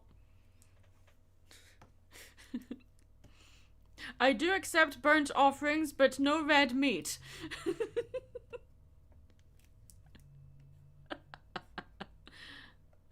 Yeah, we've been needing to do a new Spike piece for a while, so it's going well. So let's hope and pray it keeps going well. There's plenty of time for things to go wrong, though. All I have is red meat. Well, then you can't make an offering then. Dark meat is red meat. Oh my god.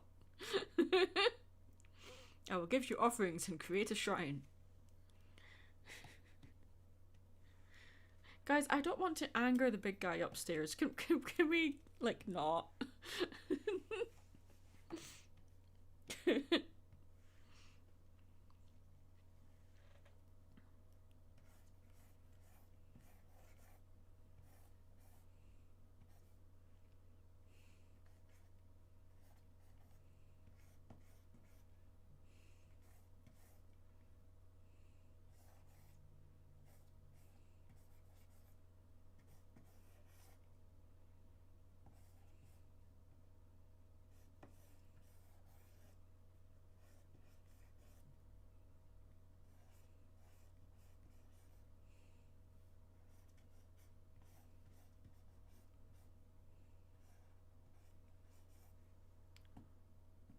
Nope. It looks a bit piggish. Okay.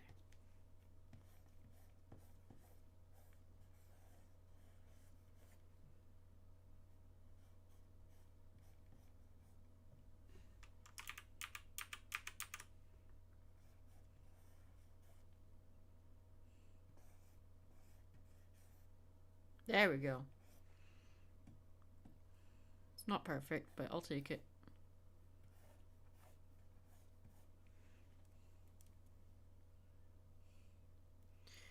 Fish. Fish is good. Fish is fine. Watch this. It'll be like the gif from the Godzilla 1997 movie. That's a lot of fish.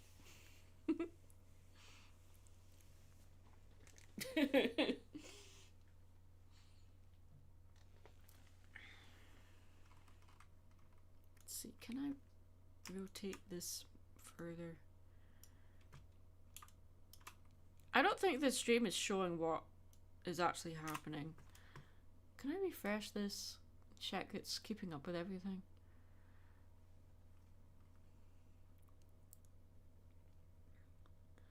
We finally have food to appease the Scottish artist on our shrines. Lenovo 10S3. I'd appreciate it if people would write in English.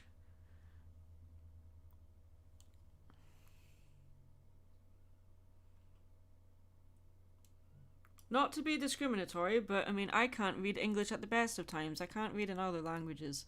I'm dyslexic. Gosh.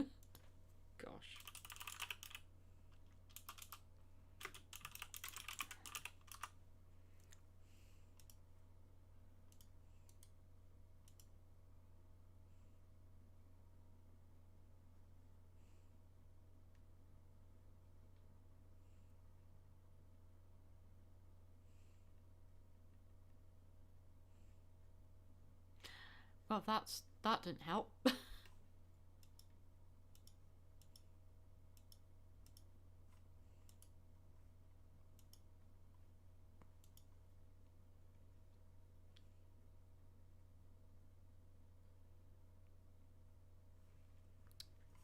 I'm still streaming.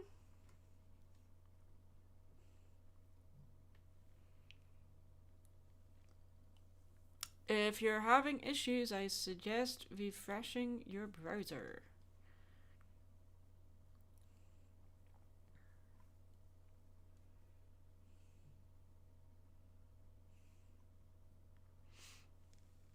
I could try moving my mic.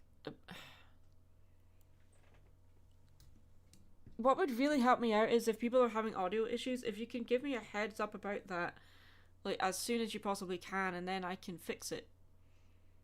There's not a lot I can do about it, but yeah. I do have to use my earphones to be able to hear anything in this stream.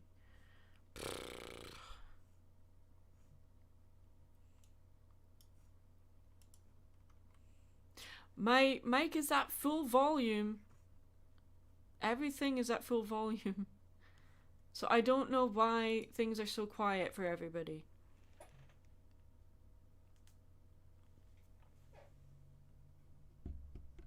Honestly, the mic is at full volume. I cannot put it up any further. I would suggest checking that the volume of the actual stream itself is at full, as well as your own master volume. It's the only thing I can think of because, like, I'm looking at OBS right now, it's at full. The mic is right in my face. The mic is also at full volume input, so I don't really know what to do to fix that for everybody.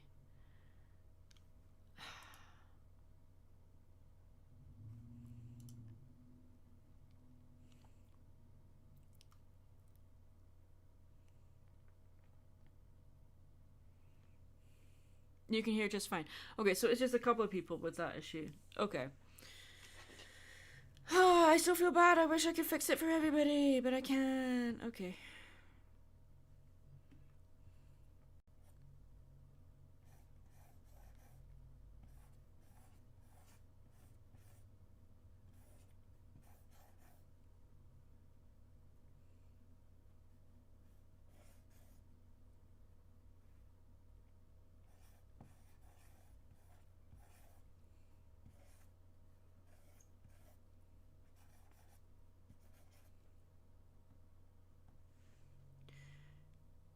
Well, you can, you just choose not to. What do you mean? I don't choose not to fix things. I literally can't. 1,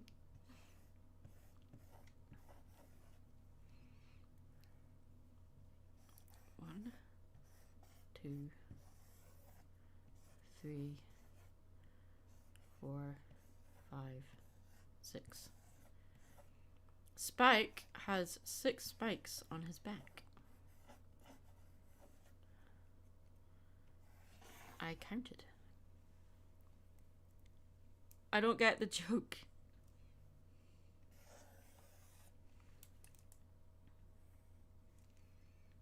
This... You can also choose to accept my praise, but you also always dismiss it like I'm asking for something personal. Well, don't you know that compliments are transactional? You can't say a nice thing about someone and then be like, what do you want? You must want something in return. It's called paranoia and imposter syndrome. Damn it, what the heck? Oh, I'm in the wrong layer, that's why.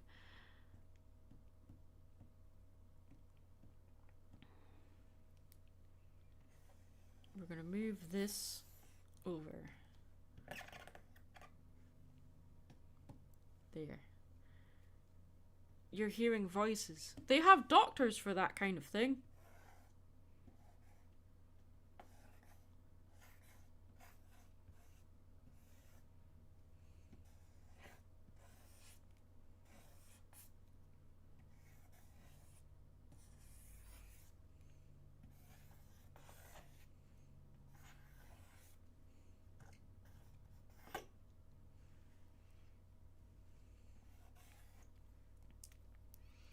Are you a doctor, or do you only play one on TV? Did you ever see any Highland cows? Yes. Highland cows are the oldest cattle breed in the world. Recorded, anyway. Not including extinct breeds, obviously. That's the oldest, living cattle. And there are plenty of Highland cows in America. Like, during Queen Victoria's reign, she liked Highland cows so much, especially the red ones, that they were bred more than the black ones or the blonde ones. So the black Highland cows and blonde Highland cows are very rare compared to the red ones. And so if you ever see a black Highland cow or a blonde one, just remember they were not favoured by Queen Victoria. The red ones were. So that's why they're so popular and quite everywhere, a lot of places in America. They're also a very gentle cattle breed, um, very friendly toward people. Their temperament is very, very social. They're very friendly animals.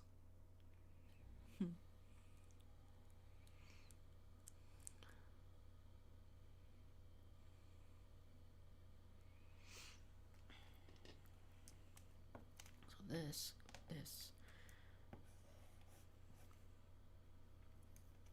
and then the feather.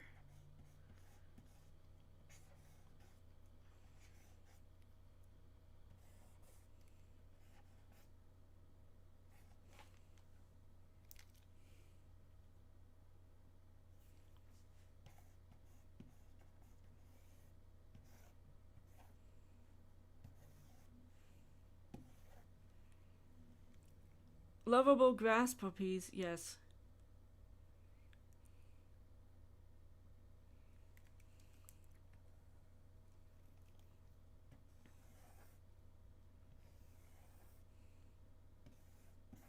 Highland cows are often mistaken for yaks. They are not yaks.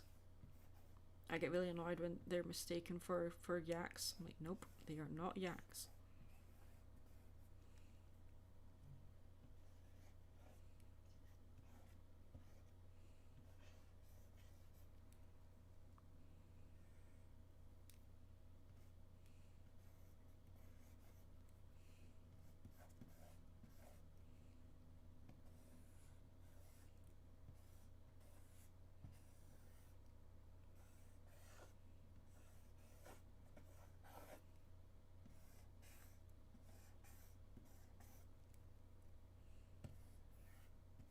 Well, 6 spikes, 9 including the spikes on his head. Have I ever done a convention in New England? No.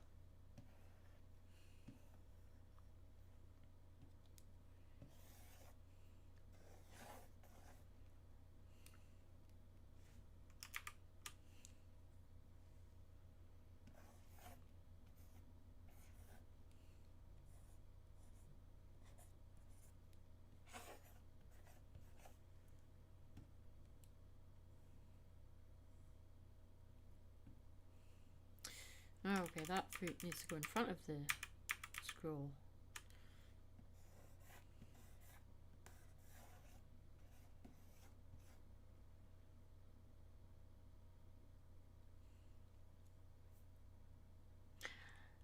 Anatomy! I hate you. Like, what the heck?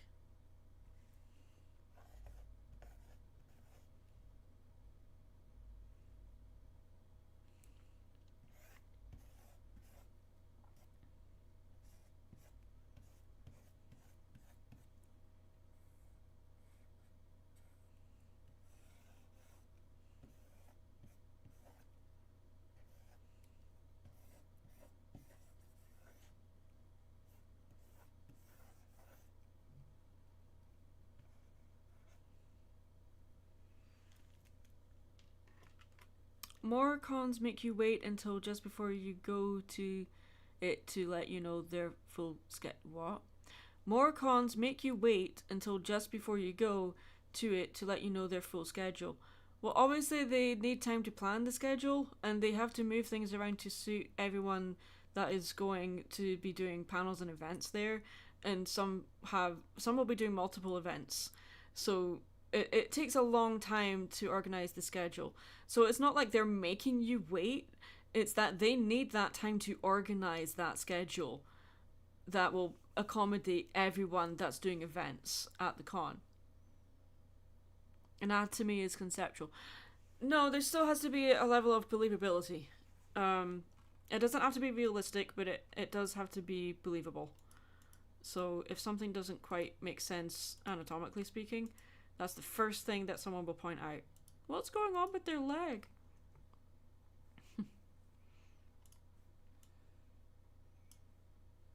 So how am I going to fix that? I can have this.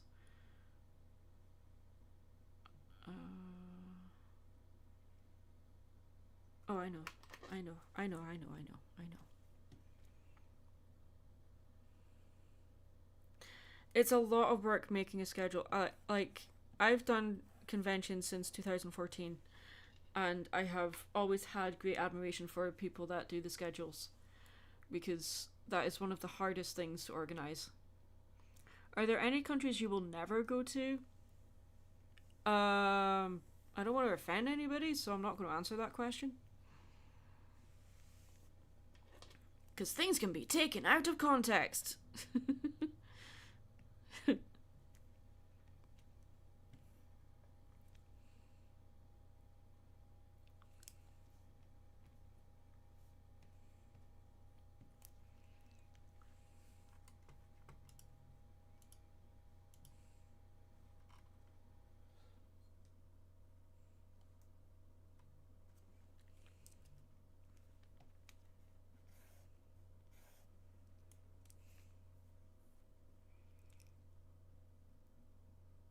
It's still a good idea to let people know going to a convention as to what events panels will be happening before you fly all the way out there. Remember DashCon. I have to disagree with you there because, like, I understand what you're saying, but I feel like if you're going to go to a convention, especially if you have to fly there, um, like,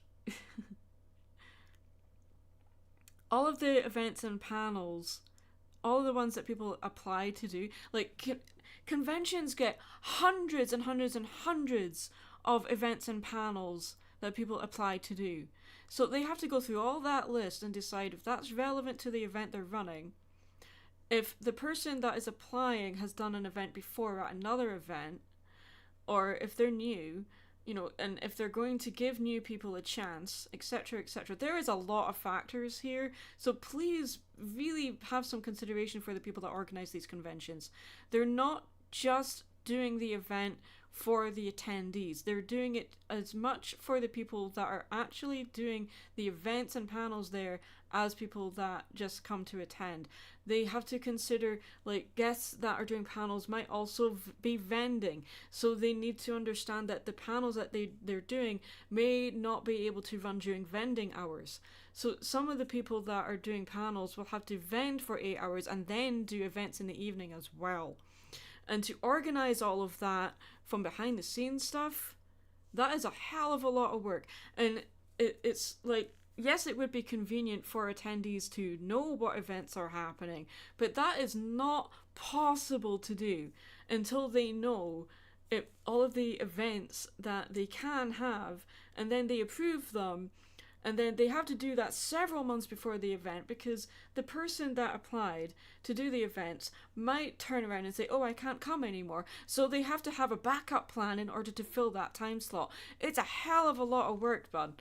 So, like, yes, it will be more convenient to know all of the events and panels for you as an attendee, but please, please, please have consideration for the people that organize these events, because we're doing them for free. We are not being paid to do these panels or vend. We are not being paid to do this. So, and the people that organize the conventions are usually not paid either. So I really implore you to have some consideration in that regard.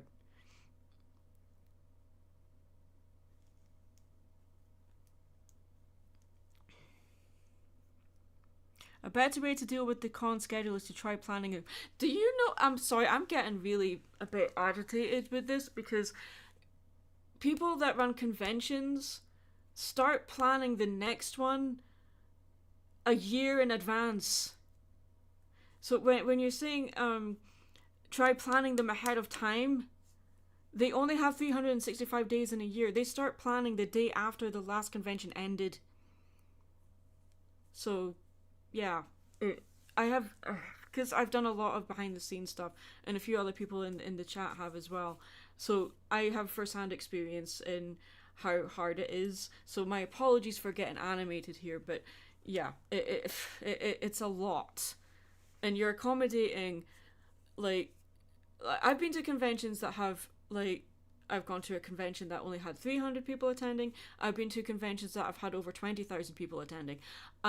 and it's like the planning behind any event, regardless of how big or small it is, has the same amount of stress. Um, so yeah, and if it's hard to keep the reins on, like keep the planning in control, because it's several people planning things all together. It's hard. So yeah. Anyway, yeah. Well, like the staff that run these cons, they're not just working when the con is running. They're working night and day. They are working day and night to keep the con running, the con safe for attendees and vending and panelists and all sorts. So yeah, it's hard to know, to have a list. Oh, here's all the events that we'll be doing for the con, and here it is several months before the con is happening, so you can plan your schedule around that. Sadly, they can't prioritize attendees. They have to prioritize the vendors and the panelists and the guests before the attendees, because the attendees that no sorry the panelists and the guests, and they're the ones that make a con run. You can't have a convention without panelists. You just, well, I mean, you can, but it's people. Some people go for just the vendor hall. Some people go for guests. Like if there's celebrities going to be there, some people will go for that. Others will go for panels. Some will just be a mix. A lot of attendees go mainly just to party. They're not there to spend money. They're just there to hang out with friends, and that's fine too. Someone like me that's a vendor and panelist, they're there to work, and so they're doing that as well as their day job. So it's a hell of a lot of work. So yeah, you did ruffle some feathers a little bit here. I'm just trying to give some perspective. That's all. I'm not mad. I'm just like conveying, like, on behalf of the people that I know that work their asses off to keep these events running, that don't get paid a single penny. I have a lot of respect for them. So yeah. Anyway. HarmonyCon, for instance, is one of the best conventions that I have been to, so I highly recommend people go. And it's, in my experience, it's very organized, and they're very respectful and understanding if things have to change. Very flexible, etc., etc. But also, like, if you do step out of line, they will tell you, and I respect that as well. So they're not a bunch of yes men, is what I'm trying to say. I've been to some conventions where everything is yes, but there's no follow through. Whereas this one, it's like, oh no, we can't do that. How dare you ask that? That's not what they say. But I'll ask a thing, and they'll, if it's within their means, then they'll be like, yeah, sure, we'll do that. And if it's not, they'll say so. There's no bull crapping. There's no bullshit, Is it better than the convention in Baltimore? Which convention in Baltimore? If you're talking about BronyCon, that hasn't been a thing for years. And, I only went to BronyCon like 3 times.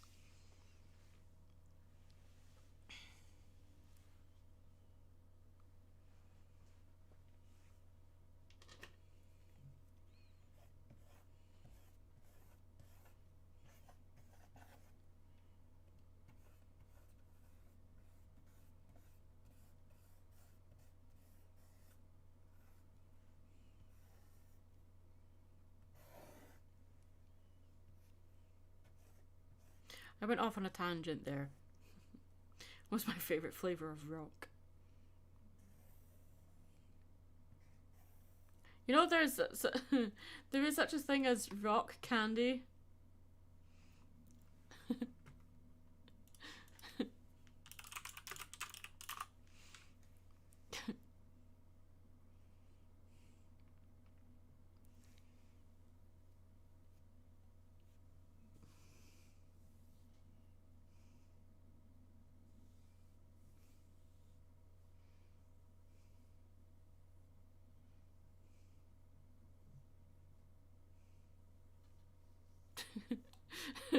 Rock candy or sugar candy, also called rock sugar or crystal sugar, is a type of confection composed of relatively large sugar crystals. Yeah, but is it limestone?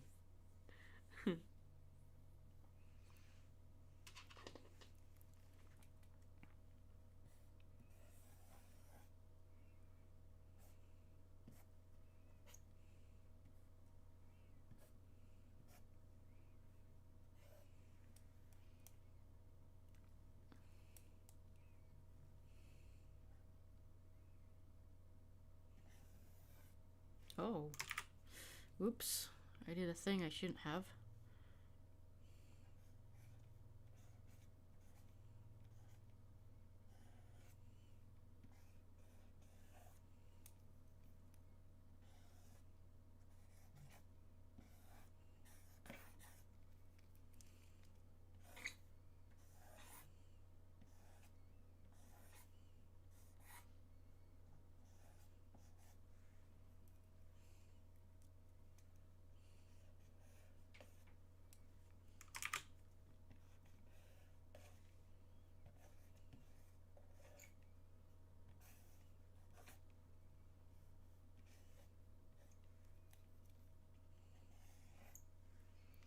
If Marble Pie is Pinky's twin sister, does that mean that Maud and Limestone are her older sisters? Marble and Pinky are twins?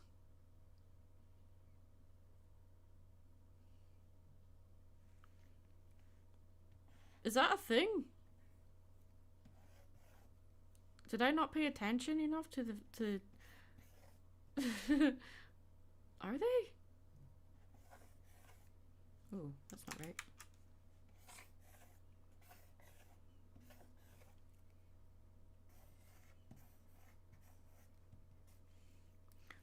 Well, I mean, twins don't have to be identical, but I don't think, like,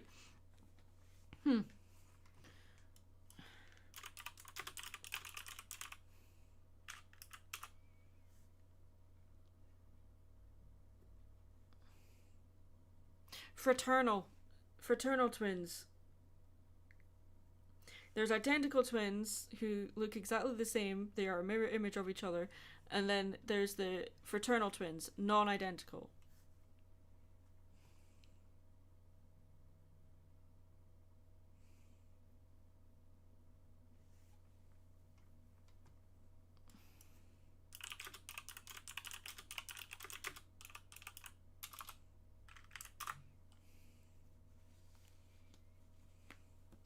No, Pinkie Pie is not a twin.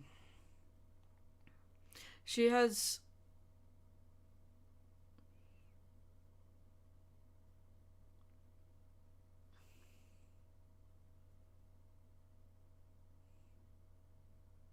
I think that's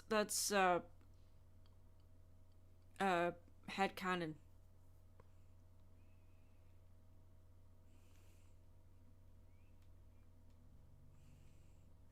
Maud Pie, Limestone Pie, Marble Pie. Marble Pie is often mentioned as her sister, but she is not a twin. Okay.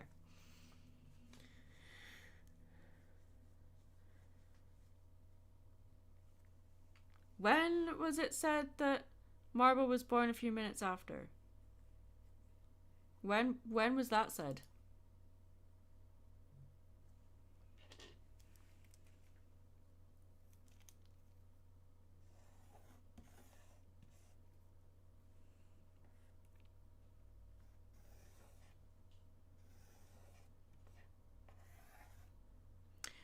As a heads up for everyone, I will be going out for dinner, so I'm just keeping an eye on the time because it is now 4:45 and I am getting hungry. And I haven't finished anything!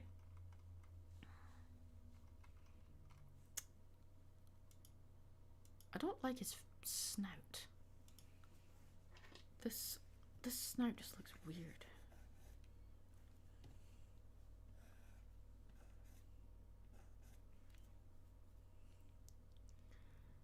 In the episode that she first appeared in, can you name the episode, please, and the timestamp when that is said? Because I really don't remember that. Check your sources.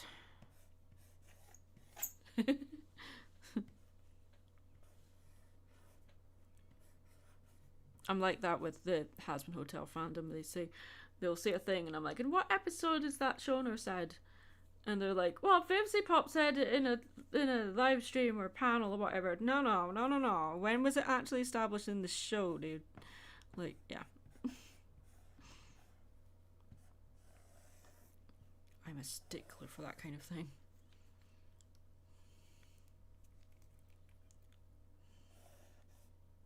Oops.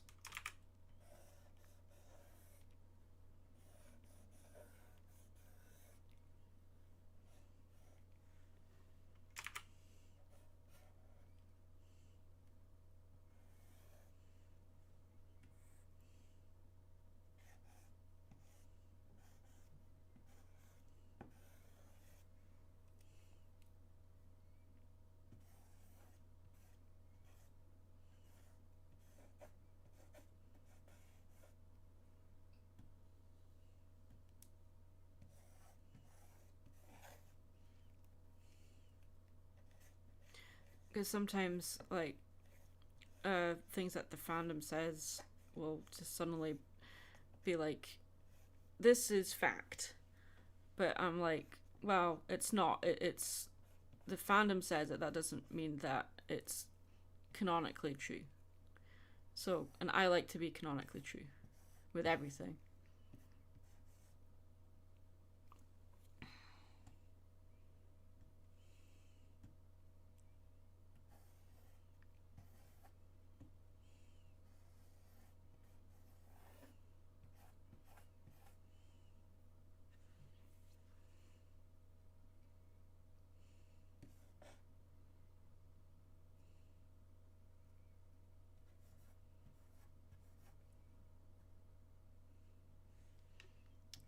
Oh, that fruit is tiny. Oh my gosh, why? Guys, I can't draw.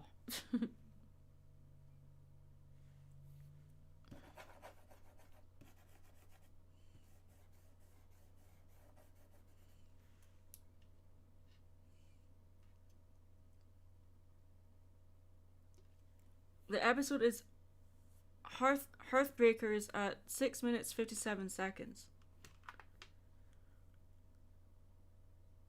So they said that Marble was born a few minutes after Pinkie Pie. That doesn't make her a twin, though.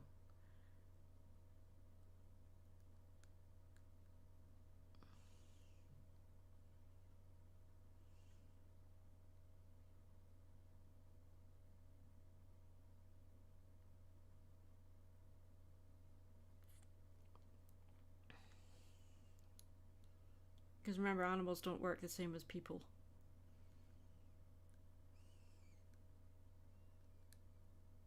This is blowing my mind. Like what? Pinkie Pie's a twin? What? Imagine MLP and Care Bears did a crossover episode. I got the quote, this is Marble Pie, who is only a few minutes younger than me, but she'll always be a baby to me, so I guess she is a twin.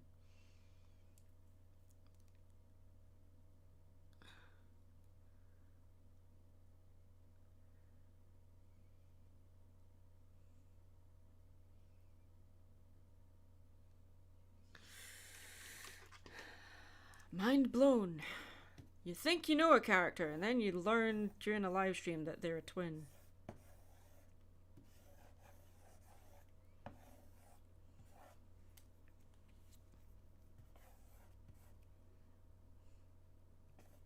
It starts. You think you know a guy.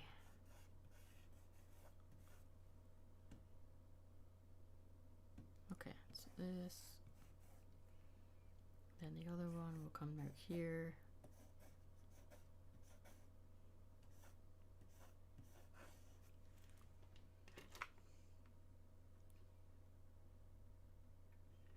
She's a twin if ponies follow people rules, I guess.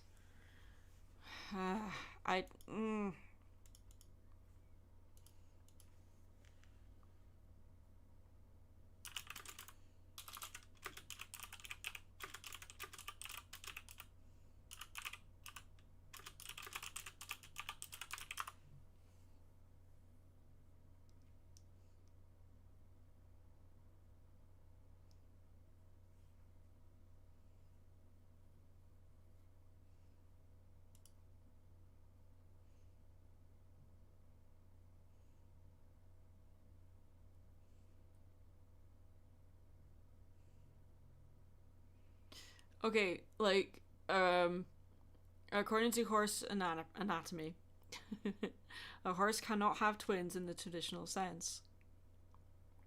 If a horse has two foals, it does not mean they are twins. It indicates that the mare has given birth to two separate foals, which is the typical scenario, but they're not twins.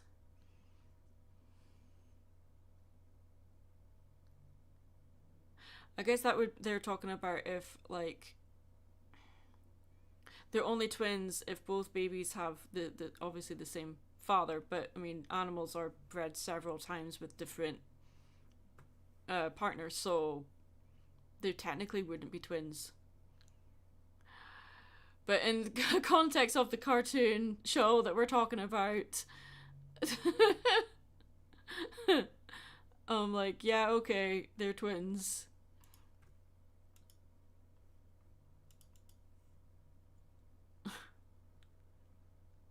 You would have hoped and thought that if Pinkie Pie was a twin, which it seems that she is, that they would have played around with that concept more. Guess not.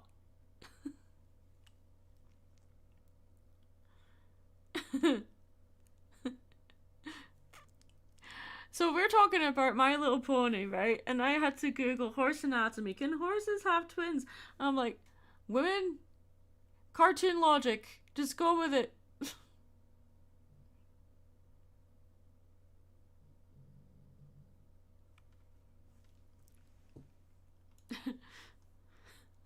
Oh god.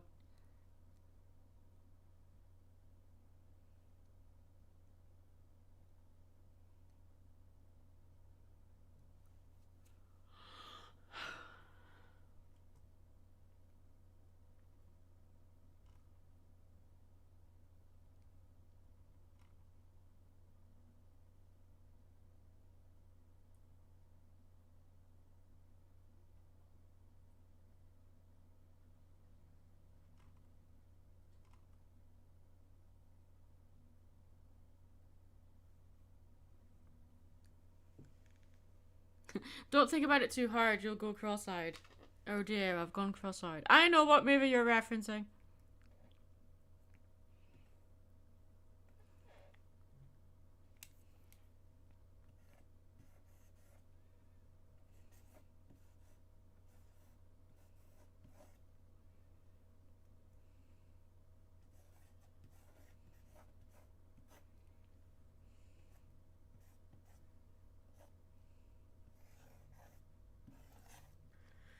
Excuse me. I need feedback from people. I'm worried that he looks a bit like a seahorse.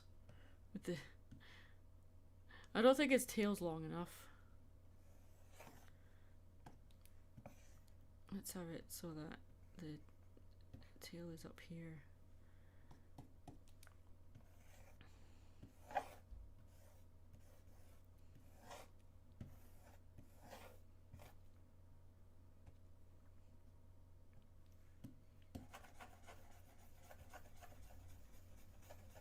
I wish I could draw fast, but I can't. Things aren't looking quite right. Let's see, so you've got torso here. And the leg needs to be further down, I guess. What did you think of Pinkie Pie having a kid? Was it a shock? No. Considering she was the only one out of the main six that showed any interest in having, like, relations. Like, well, that's a lie. What I mean is that any potential of having a successful relationship that would result with a child, like, yeah, it wasn't a shock that she ended up a cheese sandwich anyway.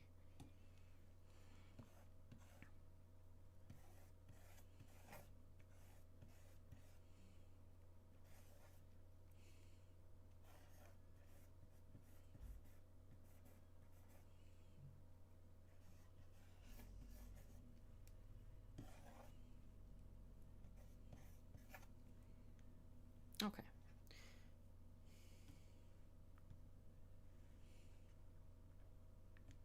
The only one interested in a relationship. Hi, have you met Rarity? Oh my god. Okay. She thirsted over a lot of characters in the show. Anyway, I'm gonna bounce. Take care and blessings. Happy New Year, Maddie. Thanks for hanging out. I appreciate you spending time here. How dare you leave me in my time of need? No, come back. I need you. The algorithm demands it.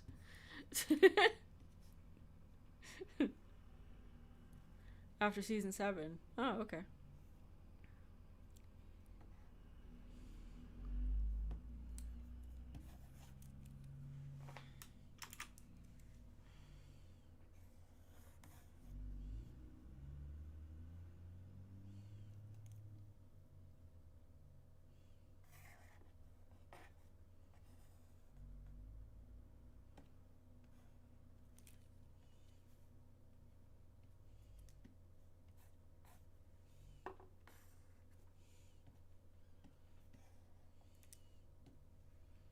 You can never leave. No, you must all remain here.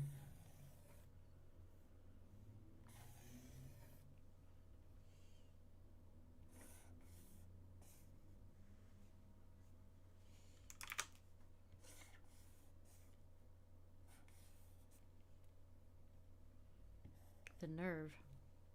The nerve. I've missed streaming. I've missed talking crap with people in streams and probably making people question life. I've missed this. It's fun.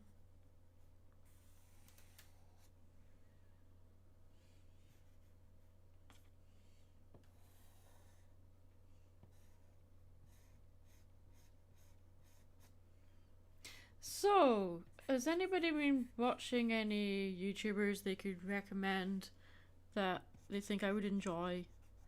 Like, when I was in Scotland, I couldn't work while I was in Scotland. I didn't have a computer with me. So I spent a lot of time just like watching bad TV. And then when the smart TV did actually work and I was able to watch stuff online, I started rediscovering people that I used to watch that I just lost track of, and also some one or two new people. I watch a lot of craft YouTubers, like Sarah Spaceman. I watch her, like, then Starfish Face, and so many others.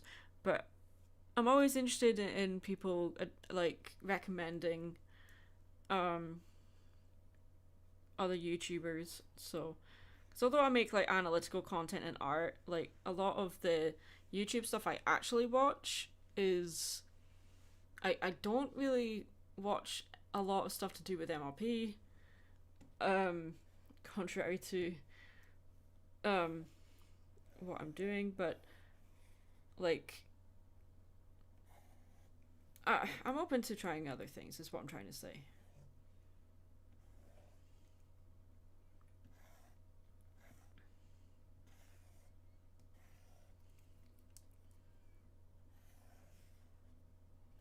Darn it.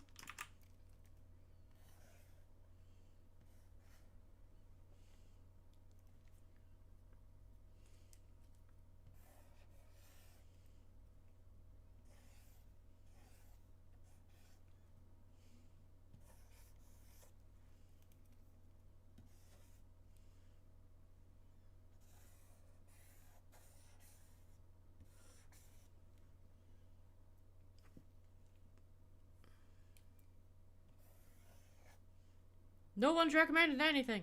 You're all sacked.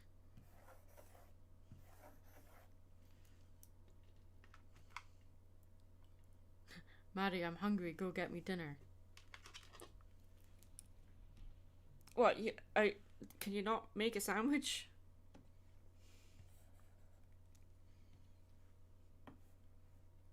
Did you not learn how to fend for yourself as a child?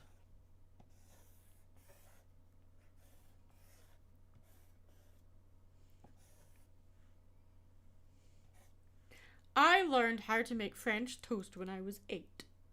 What's your excuse?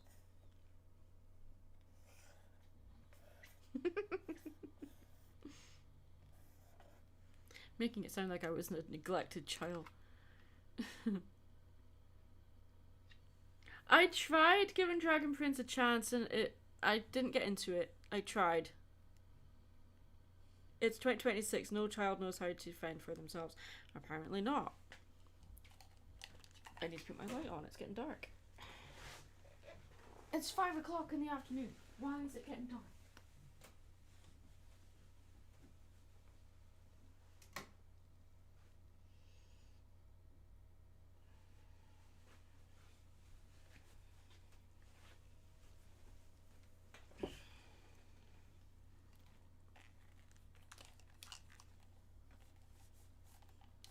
You're 34? Go make your own food then. So here's what you do. You buy some bread from the store. And then you buy a thing called a toaster. And the amazing thing that this machine called a toaster does, it makes the bread that's already been cooked, by the way. You don't even have to cook the bread. It's already cooked for you. You put 2 slices of bread in the toaster. You plug the toaster into the wall. Pull down a lever, and then it warms up the bread. And the amazing thing is, if you warm it up for like 3 minutes or longer, you can make something called toast. And you know what? It's even better. You can put stuff on the toast. You can put butter or jam. That didn't last very long, did it? I was like, how long can I last before bursting out laughing? And wait until I teach you about microwaves. And then, once you've leveled up enough, I'll show you this wonderful thing called an oven.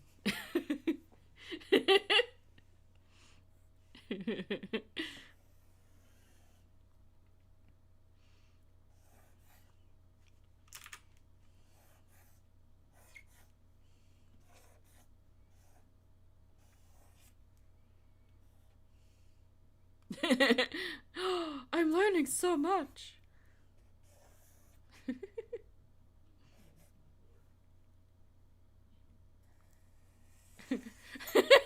Next time on Cooking with Maddie, how not to burn your house down.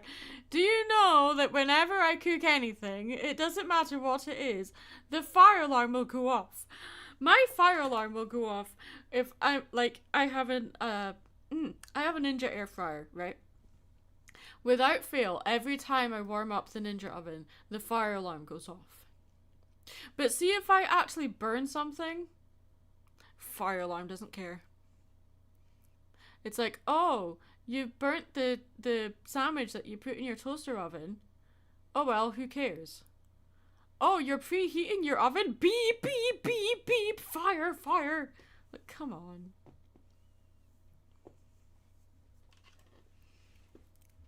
So dumb.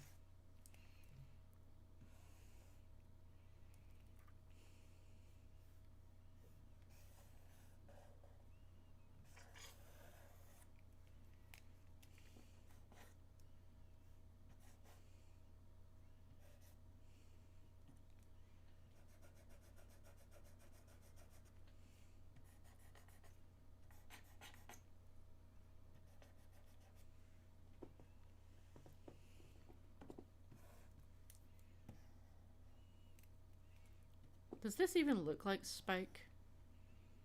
I don't know.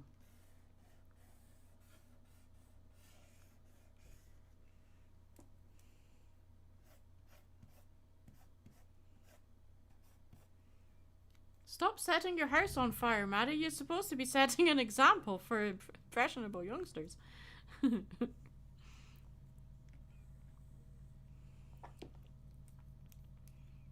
I start fires.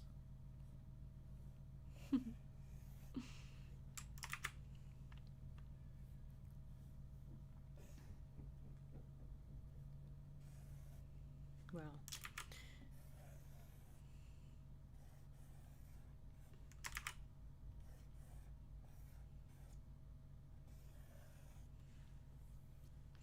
Impressionable. Sure.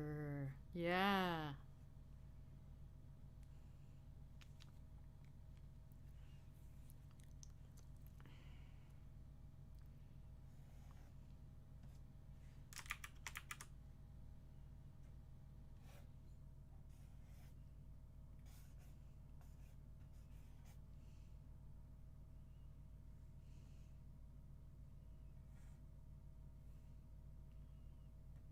Okay, I like that a little bit better.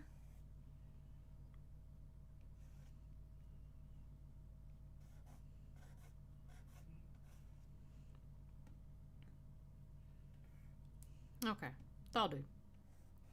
I'm gonna be working on this forever if I don't be like, okay, that'll do. 1, 2, 3, 4, 5, 6. There. This leg I don't like.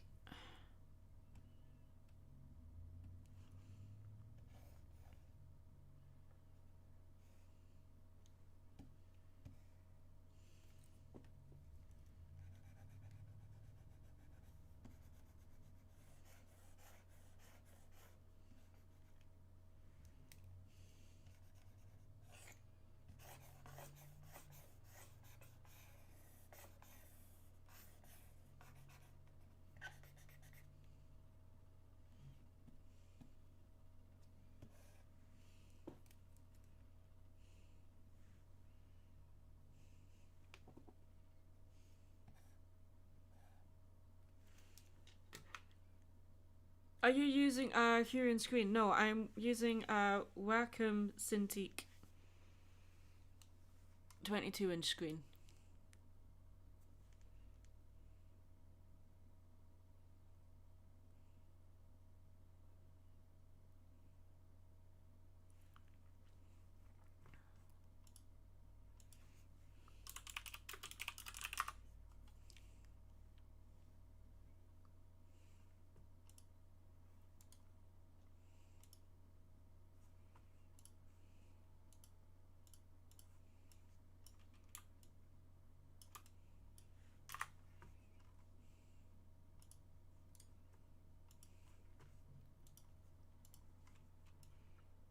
Okay. Here we go, guys. We are on the final stretch.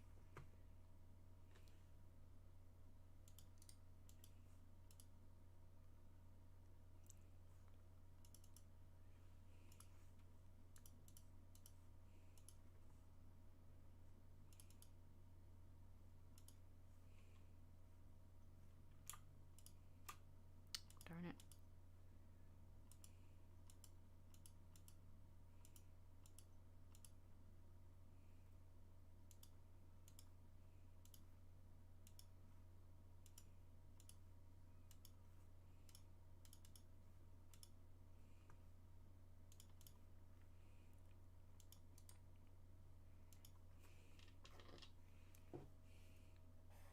Ah! Wow. Why is it doing that? Weird.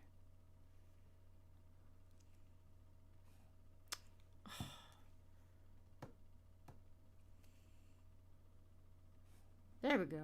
That was weird.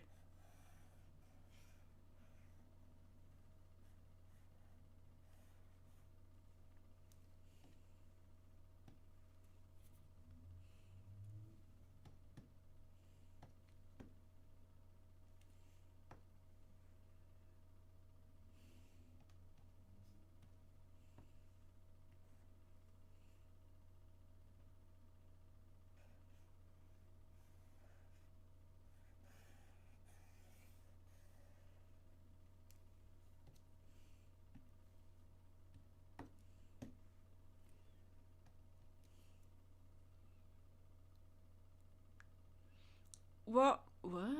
Looked like that. Okay. What would be the best cartoon meme you can think of? My favorite is Who Put You on the Planet? I don't get meme humor. Like, my brain is just not able to absorb all of the different memes that are around. I like long format content. I don't like 5-second videos played over and over and over. I feel like that is just killing my ability to think critically. Like I just can't handle it. It's too much to process.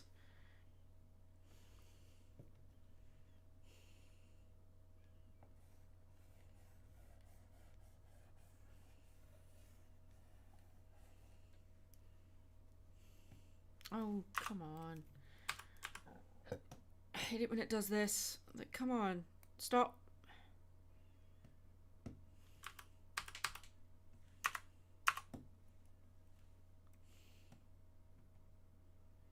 God.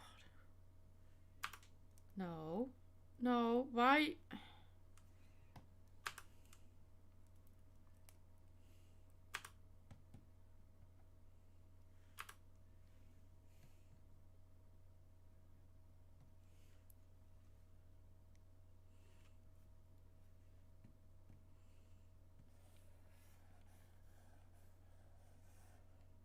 There. Gosh, I hate it when it does that. Okay.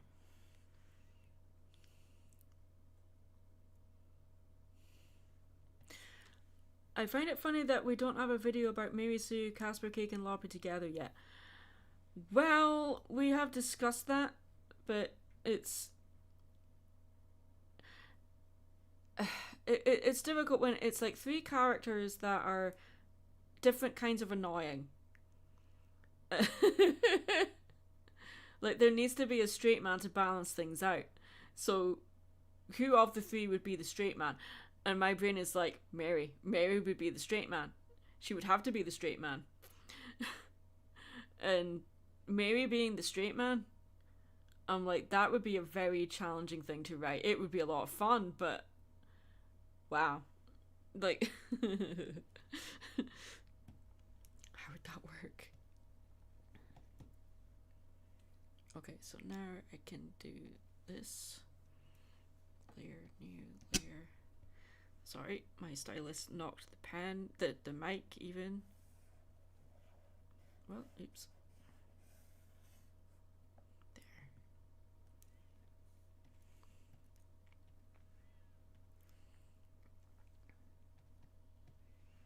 Okay.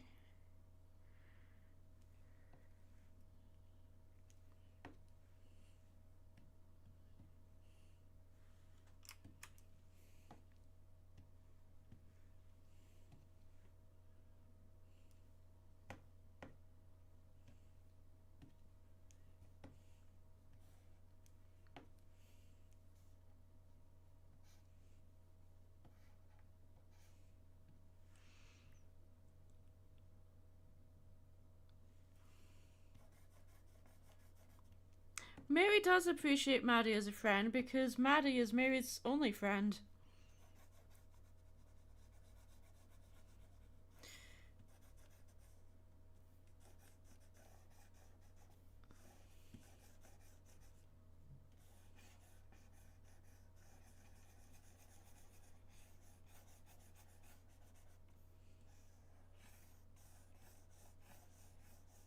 Mary is very intense and very obnoxious, but she's also a bit sadistic, but not evil at any point. She would be like, well, outside of the TF2 canon, she's definitely chaotic neutral, but in the TF2 canon, she's definitely lawful neutral.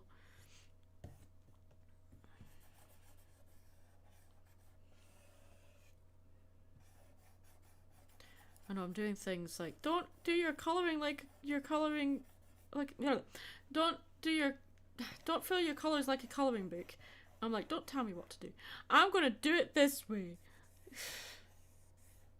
If I was doing it traditionally, I would have to do it this way. So I know I could get it done faster, but screw it. Doing it this way. I'm gonna have to go in and check that all the colours are right anyway, so what's the point? Okay.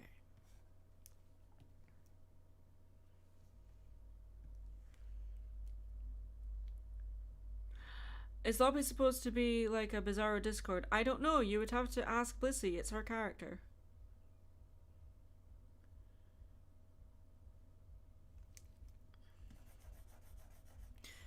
I think the Moment with Dr. Wolf episode with Mary is called Best Patient Ever. I think that's the name of it. It's been a few years.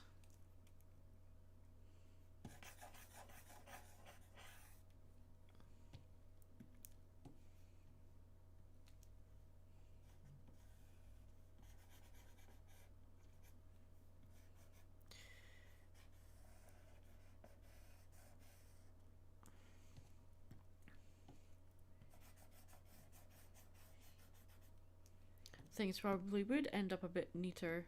Okay, it's gonna be my dinner time soon. Just a heads up, guys.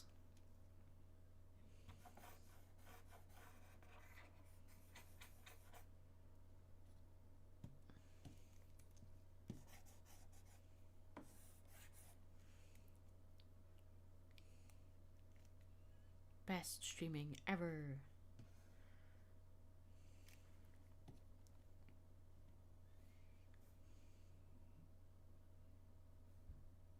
I think his eyes... Is that slightly darker? Yes, it is. Okay, cool.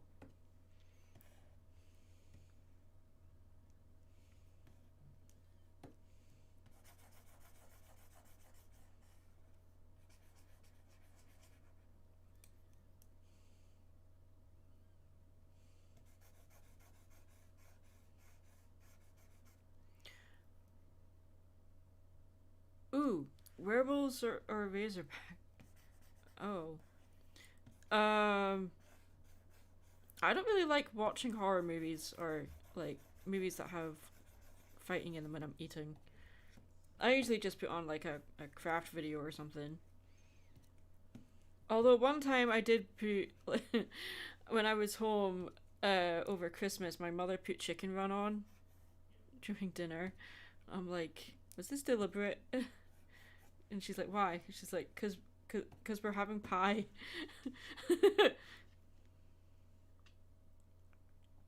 Loved how you said best proposal ever.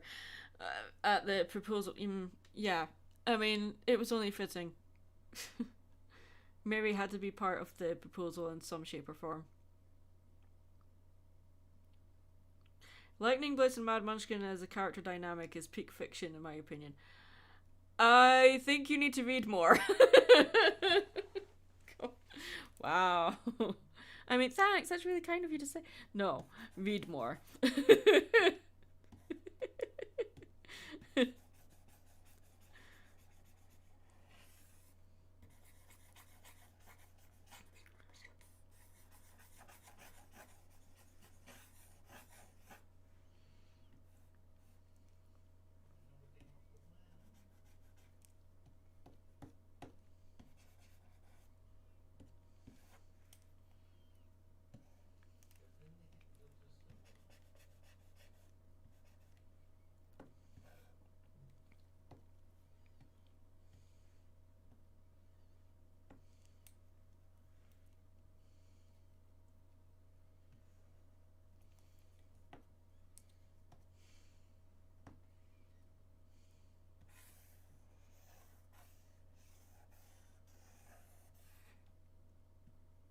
Oh, come on. Why?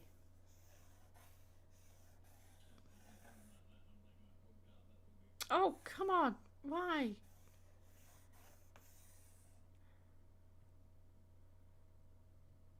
There. Why?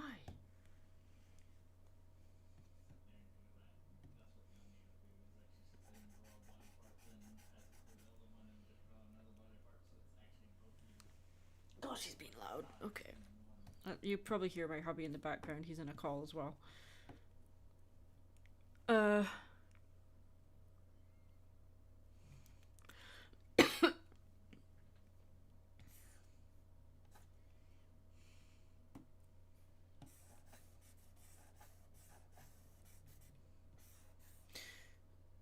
mean, Blissey and Maddie haven't interacted together all that much, if I'm perfectly honest with you. I don't have as much like story-led content on my channel as Blissy does. In fact, I don't have any story-led content on my channel at all. So, yeah, there's that.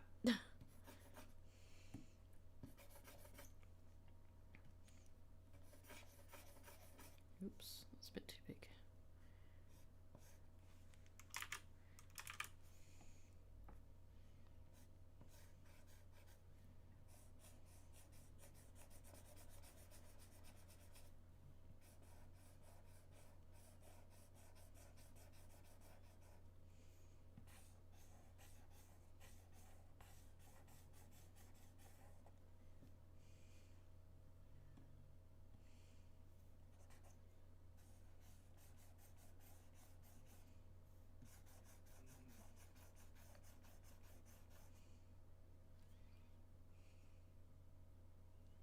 Your spikes are too spiky.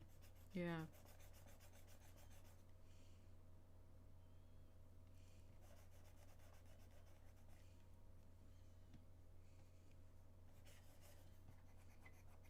The workaholic moment was based on a real conversation between the three of us. As most of our videos are based on real conversations. Like, we'll be talking and then be like, hey, that would make a really cool video. That's how that one spawned.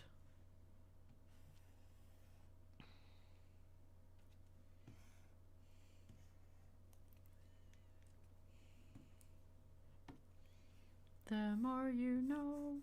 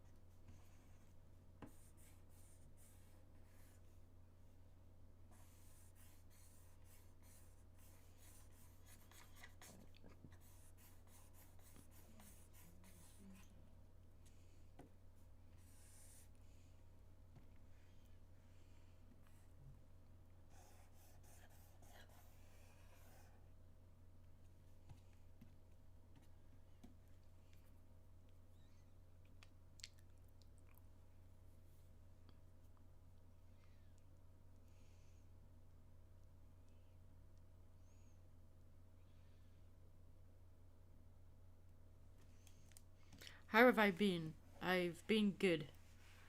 I don't know what more to say. We had a lot of conversations at the start of the stream talking about what I've been doing. I was in Scotland for 3 weeks, which turned into 4. I had an adventure in London Heathrow. You know, all the wonderful things that happen when you're traveling. Yeah, but I'm doing good. I'm doing good. Not much to complain about, really. Got a good life, got a good hubby. I've got a dog. What more can you ask for?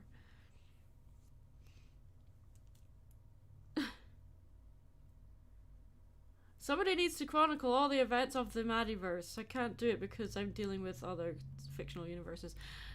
That would not be a thing that I would ask anybody to do, because a lot of the Madiverse, so called, happens outside of my channel and is written by somebody else.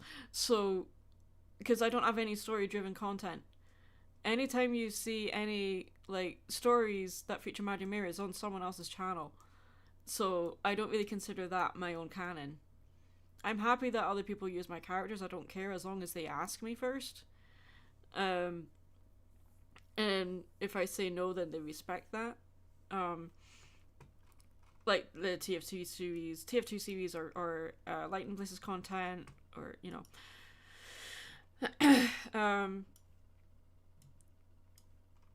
There's a lot of story potential with the characters I have, especially with Mary, but I've just not gotten around to it.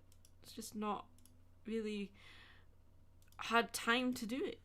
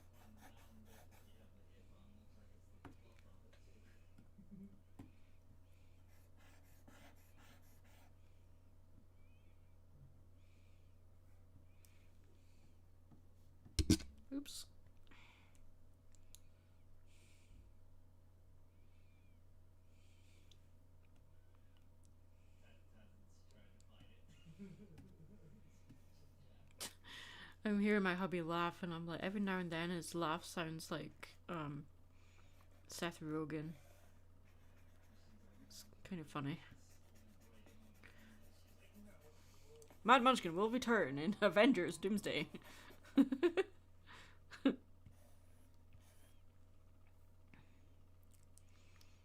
Why, yes. That sounds like a plan. I will return in yet another Marvel movie. Is anybody else marveled out? Is anybody else like sick and tired of Marvel movies? Because I sure am.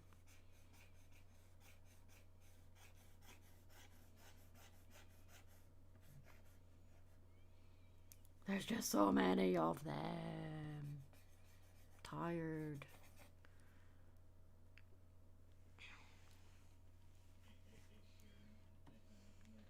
Save your work, kids. I've totally been saving my work as I've been going. Yep. Totally. Totally have. This is not the first time I'm saving. Nope. Nope. Nope. Nope.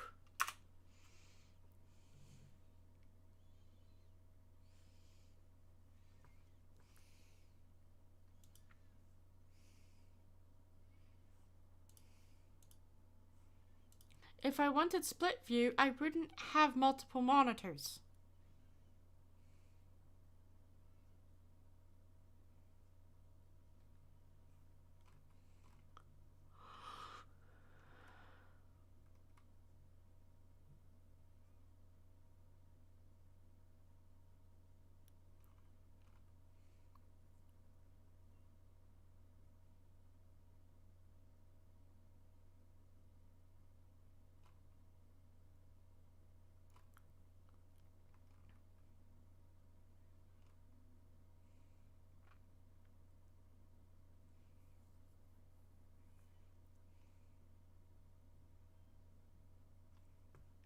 So I am yelling at Twitter.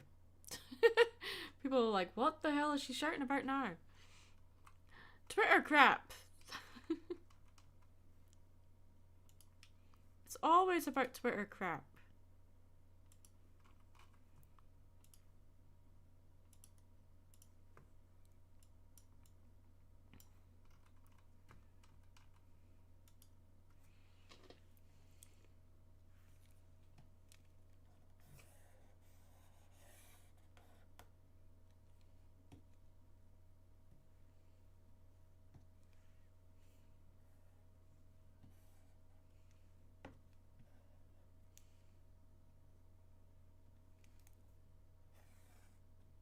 Wow.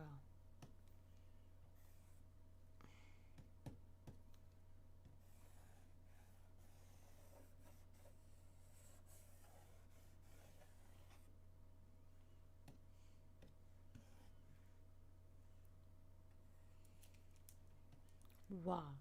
Fun fact, SpongeBob has an episode called Bulletin Board. It makes fun of Twitter. Okay, great. That's awesome.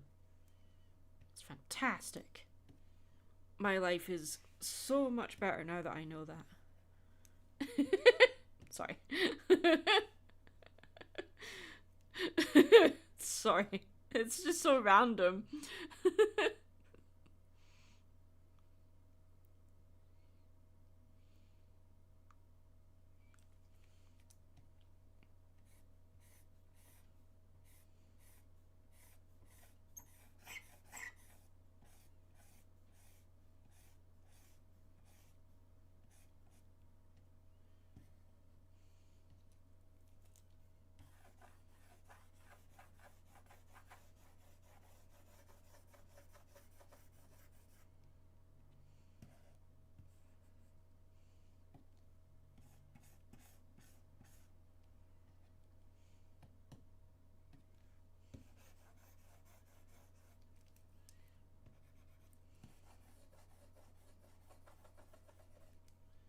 And just like that, Maddie realized she could color things faster by using the magnetic lasso tool. Therefore, she can draw faster. I don't know. She's wasted time all these years, coloring her digital art like a coloring book. No more. Although you still have to zoom in and fix stuff. But shut up. No one cares about that. It's a fact of life. We all have to zoom in on our errors. And sometimes live with our see? Live with our mistakes is what I was trying to say, but you know what? That's fitting. I made a mistake trying to say the word mistake. Fantastic.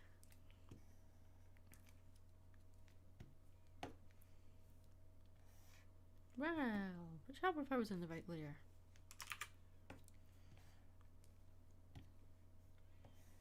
My Cintiq, my drawing tablet Cintiq is so dirty. It's gross.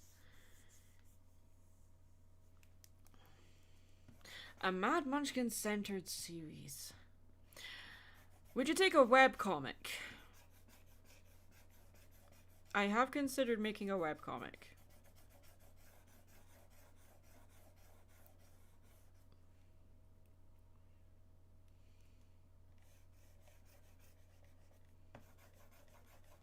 Because I am definitely not an animator.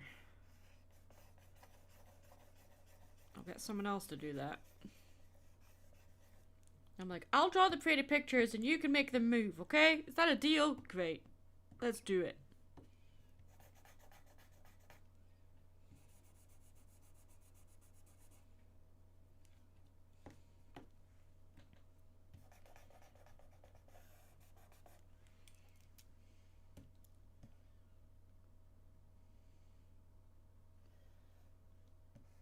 I don't know who Unplugged Cat is, but okay, great.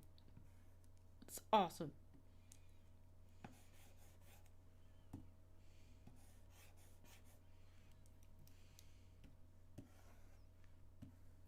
Save your work, kids.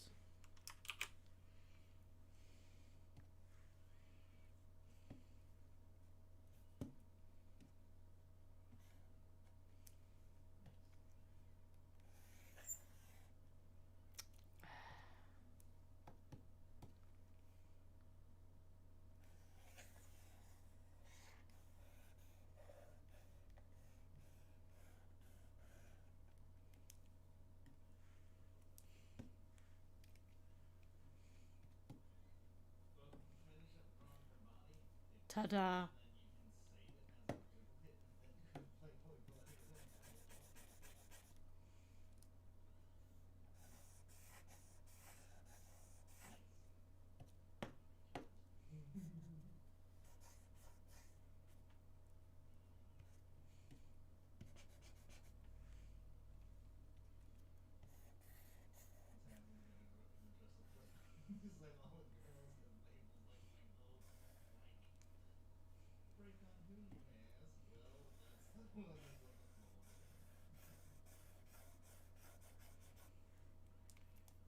I think one person is waiting for the other one to say, hey, let's go for dinner. Okay, well, about 20 minutes and then I'll call it because I'm getting hungry. Wow.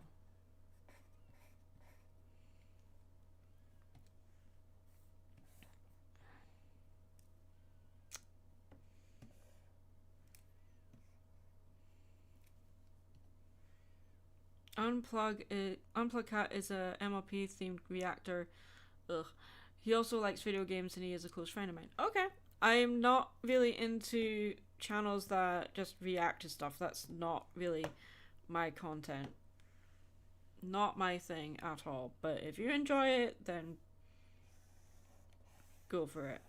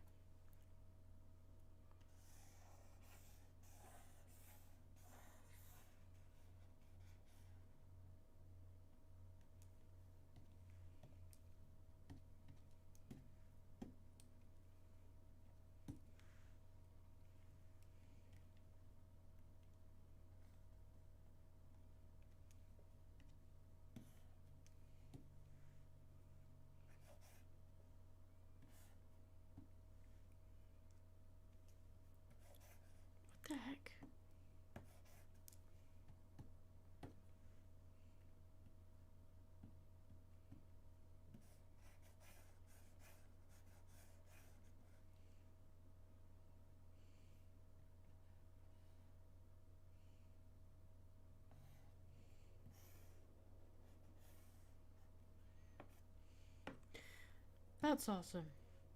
Anyway, we are getting close to the end for this one. I need to do a thing though. I need to group layers, make a new layer. Do this. Nope, that didn't work. Okay, fine, do this. Will it work that way? Okay.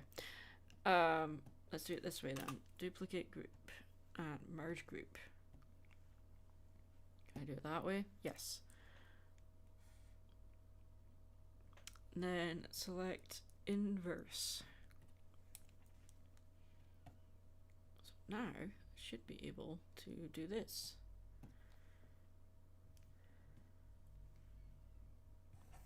Oh, hello.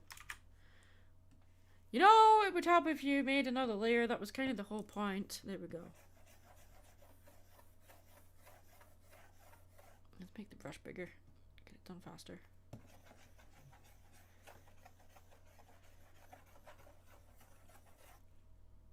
All will make sense in a moment why I'm doing this.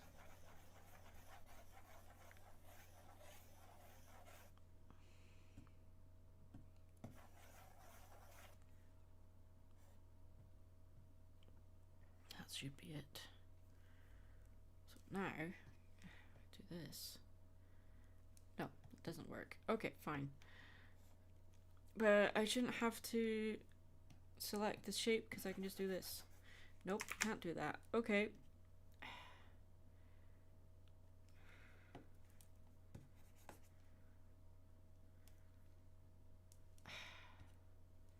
This didn't go how I planned.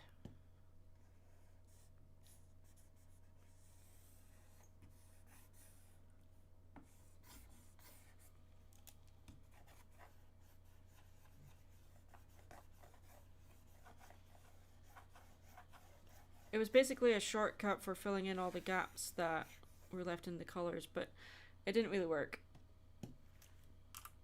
It did not work. I mean, it worked for some areas, but not all of it, because my line work style is so feathery and loose. Like, look at this.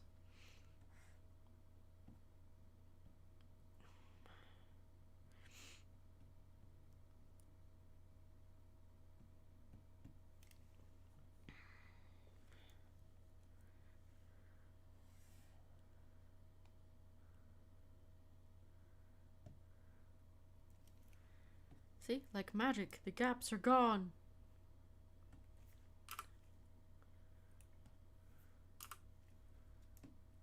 Can you delete the layer, please? Yes. Okay, there.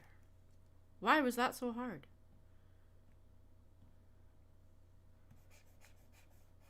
Oh, that's why.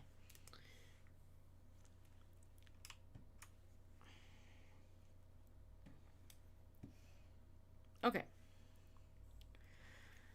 That's the best it can be for now. Let's group.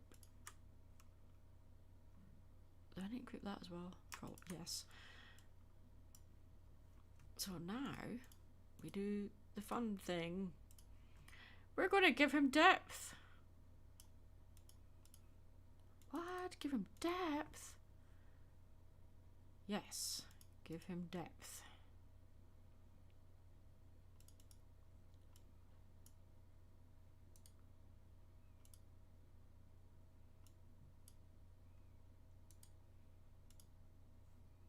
If I can remember how to do it.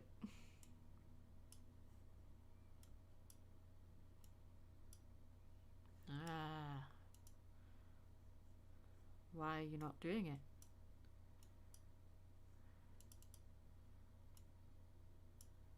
Why are you not doing the thing? Huh.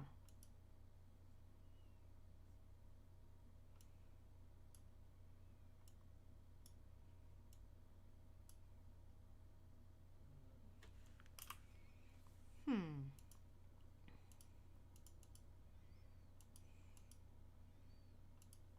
See, it's been so long I've forgotten how to do stuff. Why are you not doing the thing?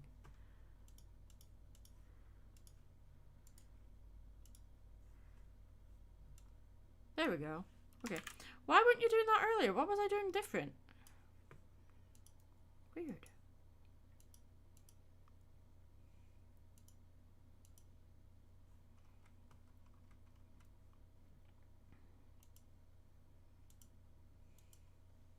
Thoughts on Fallout and or Fallout Equestria?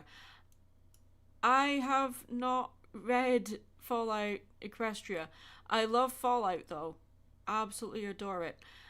I've listened to Fallout Equestria and it's a hard listen. There's a lot of content in it that I is not really for me. But I mean, it is crossover with Fallout. Just some of the stuff that they bring over is it's just a bit too graphic for me. I'm like, no. Even though Fallout is graphic, it's kind of the point. I know, but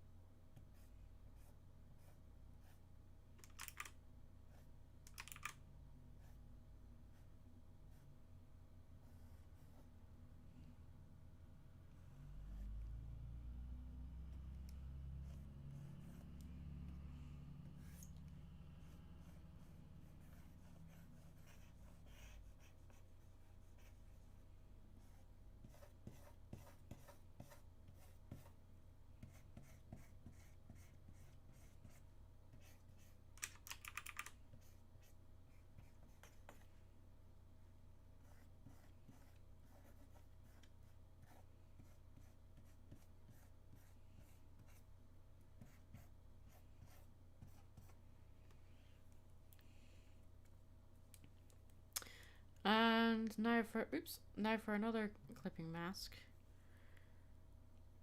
Clip mask. We're gonna do overlay.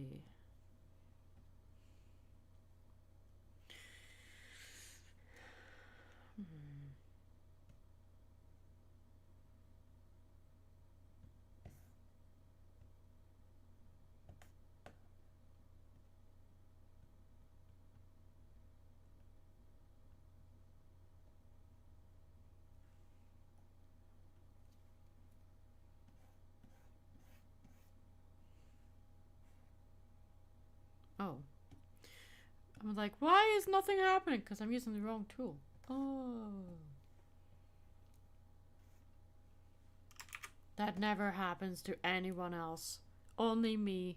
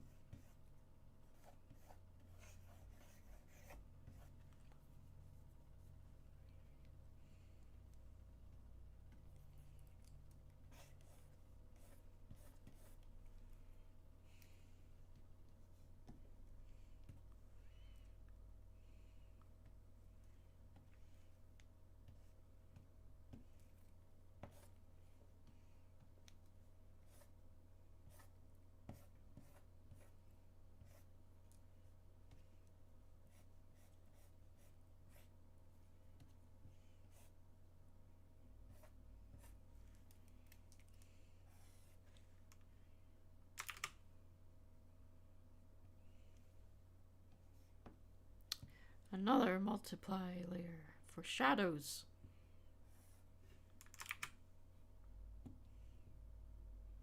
It's a spike. Yes, it is. It is a spike.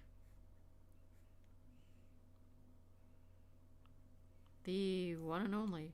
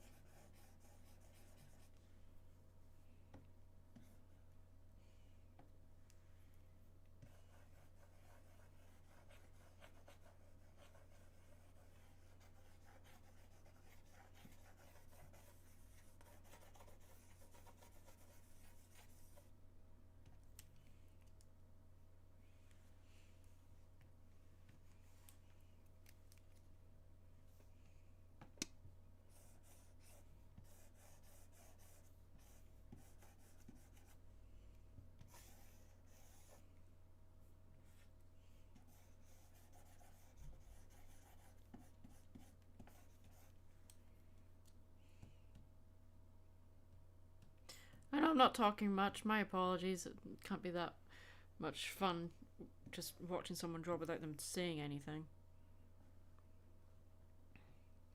No, Maddie, it's great. We love listening to silence.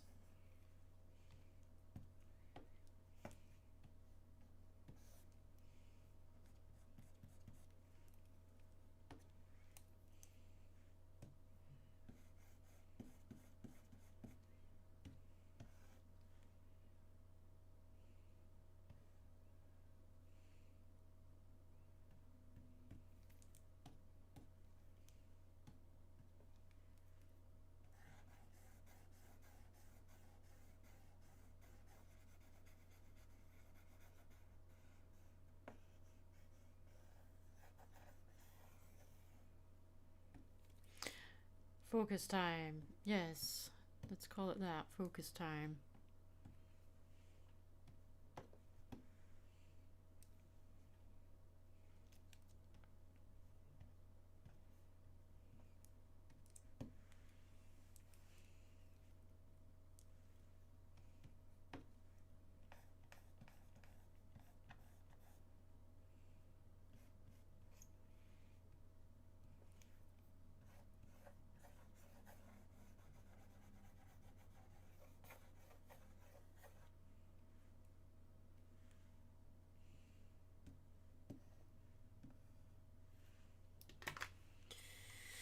Okay, it's not great, but it's as good as it's gonna get.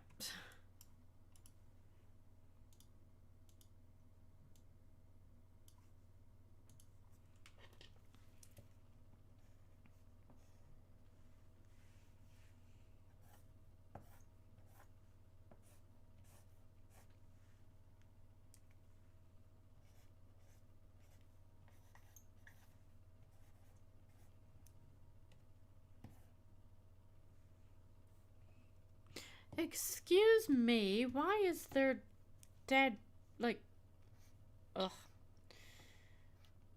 I hate the fill tool. I hate it. Where?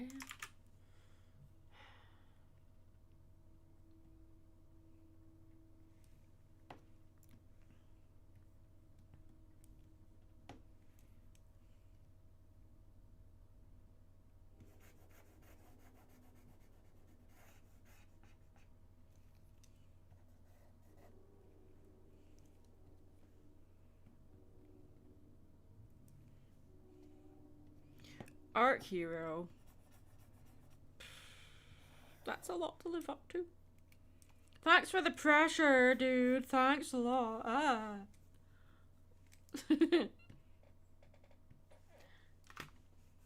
I mean, thanks for giving me material to use in my imposter syndrome panel. Yay! I will use you for content.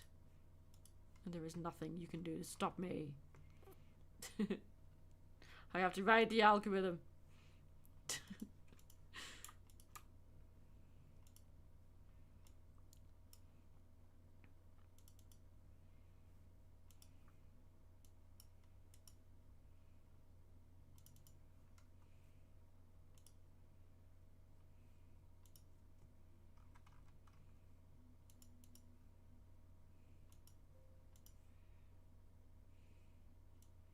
What do you mean?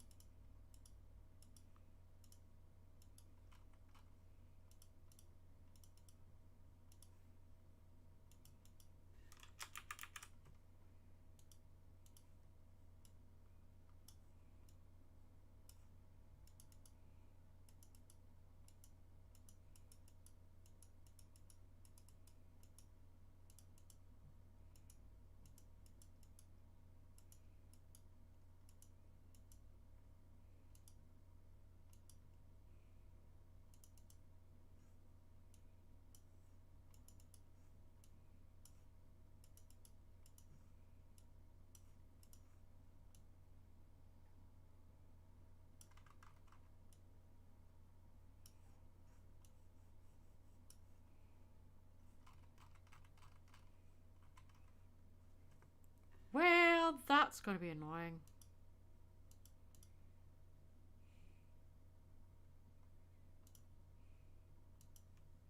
Oh, no, I know what I've done. Okay.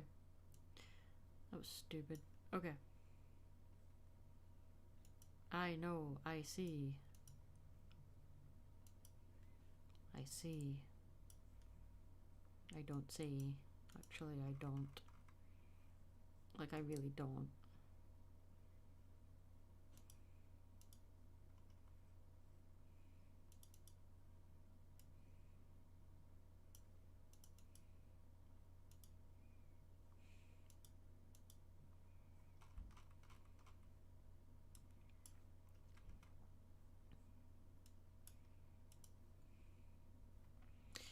I'm gonna do something insane because there's stuff in the background that I cannot see. And I learned this trick. It's still not showing anything. So why is there a black dot showing up when I do the...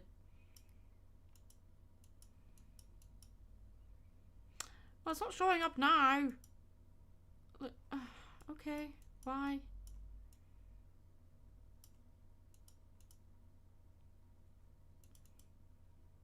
I don't know what I did different.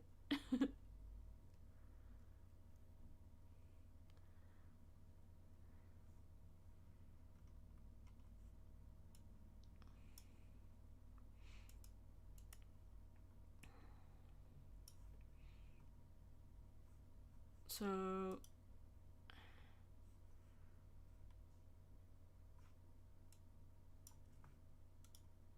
Oops, Spike. You need a background thing. I'm just gonna throw a shape together and see what happens.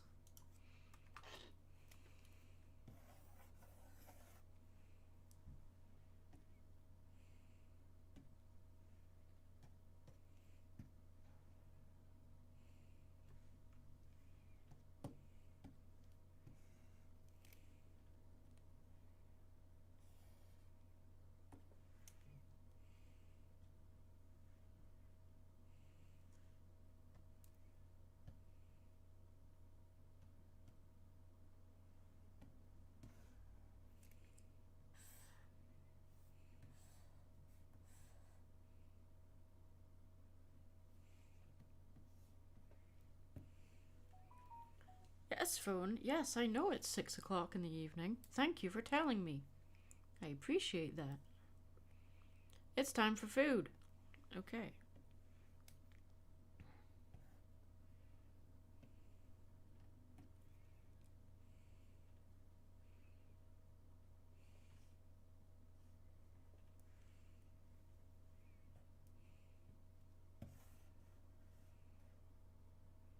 That's not what I intended, but I like it. So I'm going to keep it. Okay. Now we can do this stroke as well. Okay.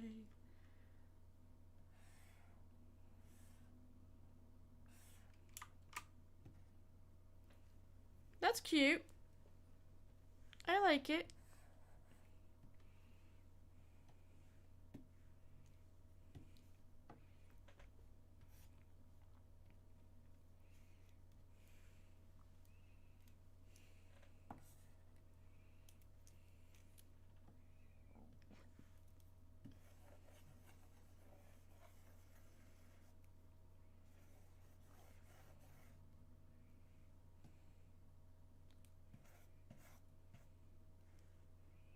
Oh, darn it. I didn't make a new layer. That was stupid.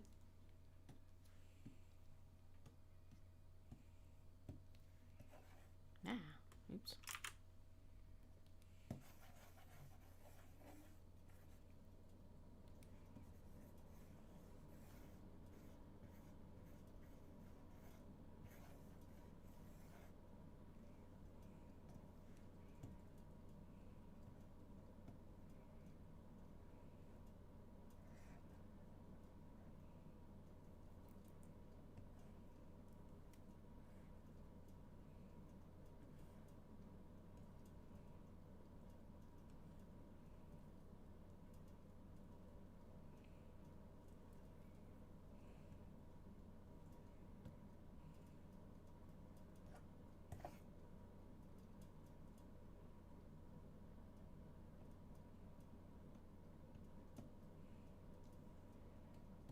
Alright, 2 more things and then we'll be done.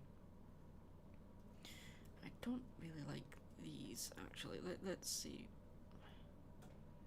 Ooh, that's nice. Okay, bring this down a little bit. Then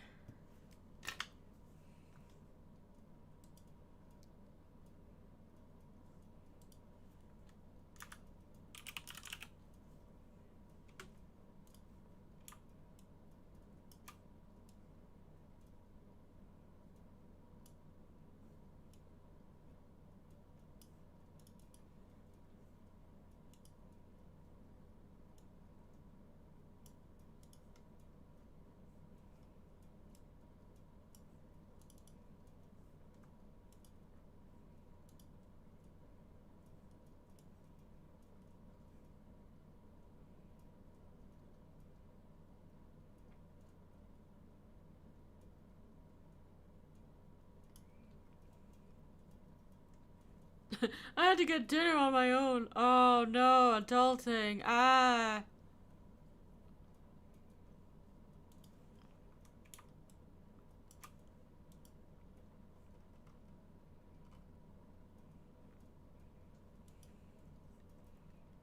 Oh, the stroke's not actually that thick. Okay. Right down then. Oh yeah, that's much more like it. Okay. Now we gotta do it with this one too. Ah. No, we don't. Never mind. It's fine.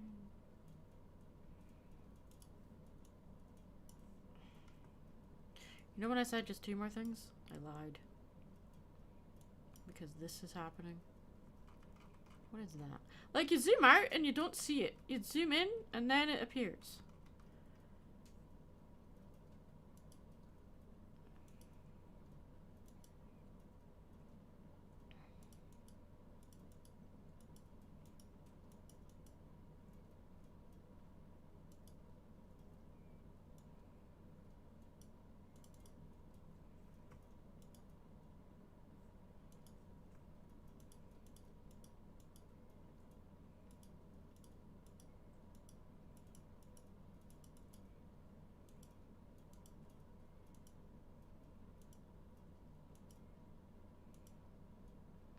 Then you hide the layers and nothing shows up. Like, what the heck?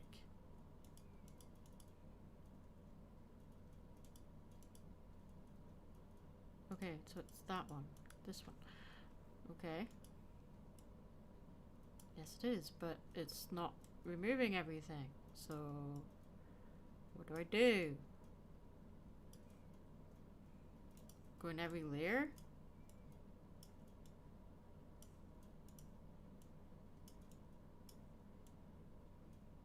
Nope. Nope. I guess it's an anomaly because I do not see. When I zoom out, I don't see it. What's going on here? What is that? Okay. There's stuff I just have to live with, I guess.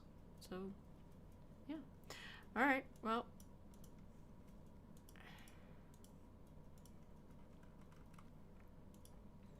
Now I do the magical thing.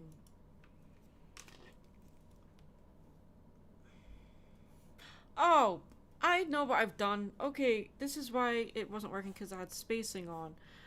Oh my god. Did I have spacing on for the eraser as well? Is that why? Okay, I'm dumb. Wherever.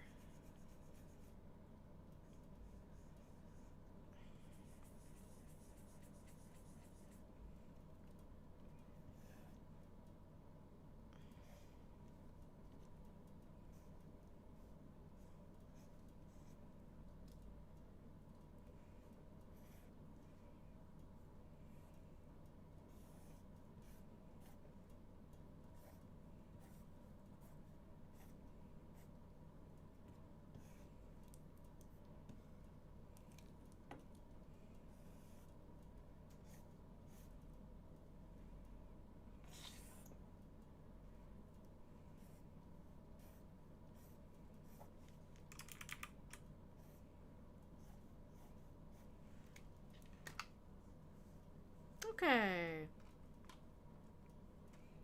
Spike sticker. Done. Huzzah.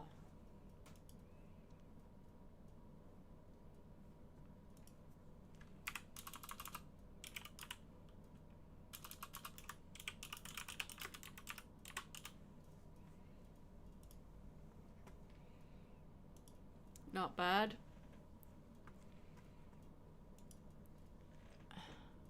I mean, it took 3 hours, but not bad. The legs are screwed up, but you know what? I'm okay with that. It's fine. Well, I think we shall call that for the end of the stream. Call the end of the stream. What? English? Because I'm gonna go get food. I'm hungry. Thanks for hanging out, everybody. That's a good start to the year, I think. It's a good first stream, 2026. I could have been smart and started with a horse, because it's the year of the fire horse, but I had a list of things I need done, and Spike was next on the list, so I'm like, okay, well, we have Spike. Yay. Alright, guys. I will post this soon, and I will keep you all, oh my god, English. Keep you all updated on what's coming next.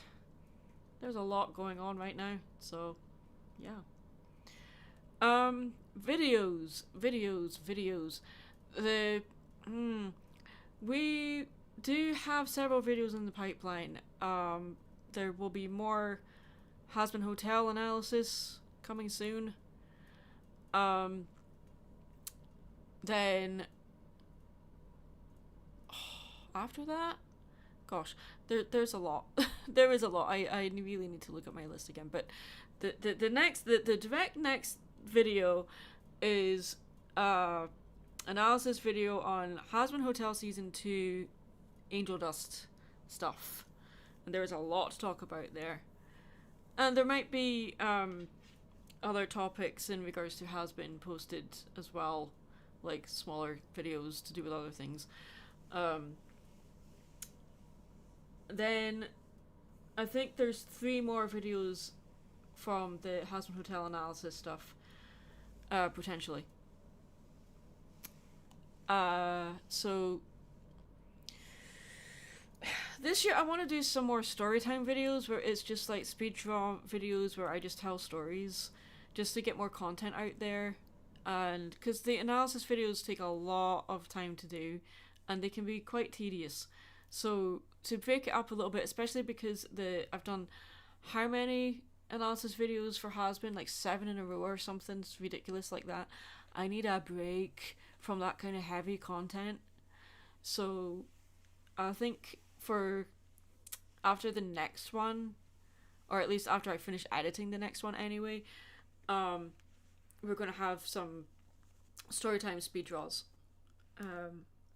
So we'll see how things go with that. I'm leaving things open to be as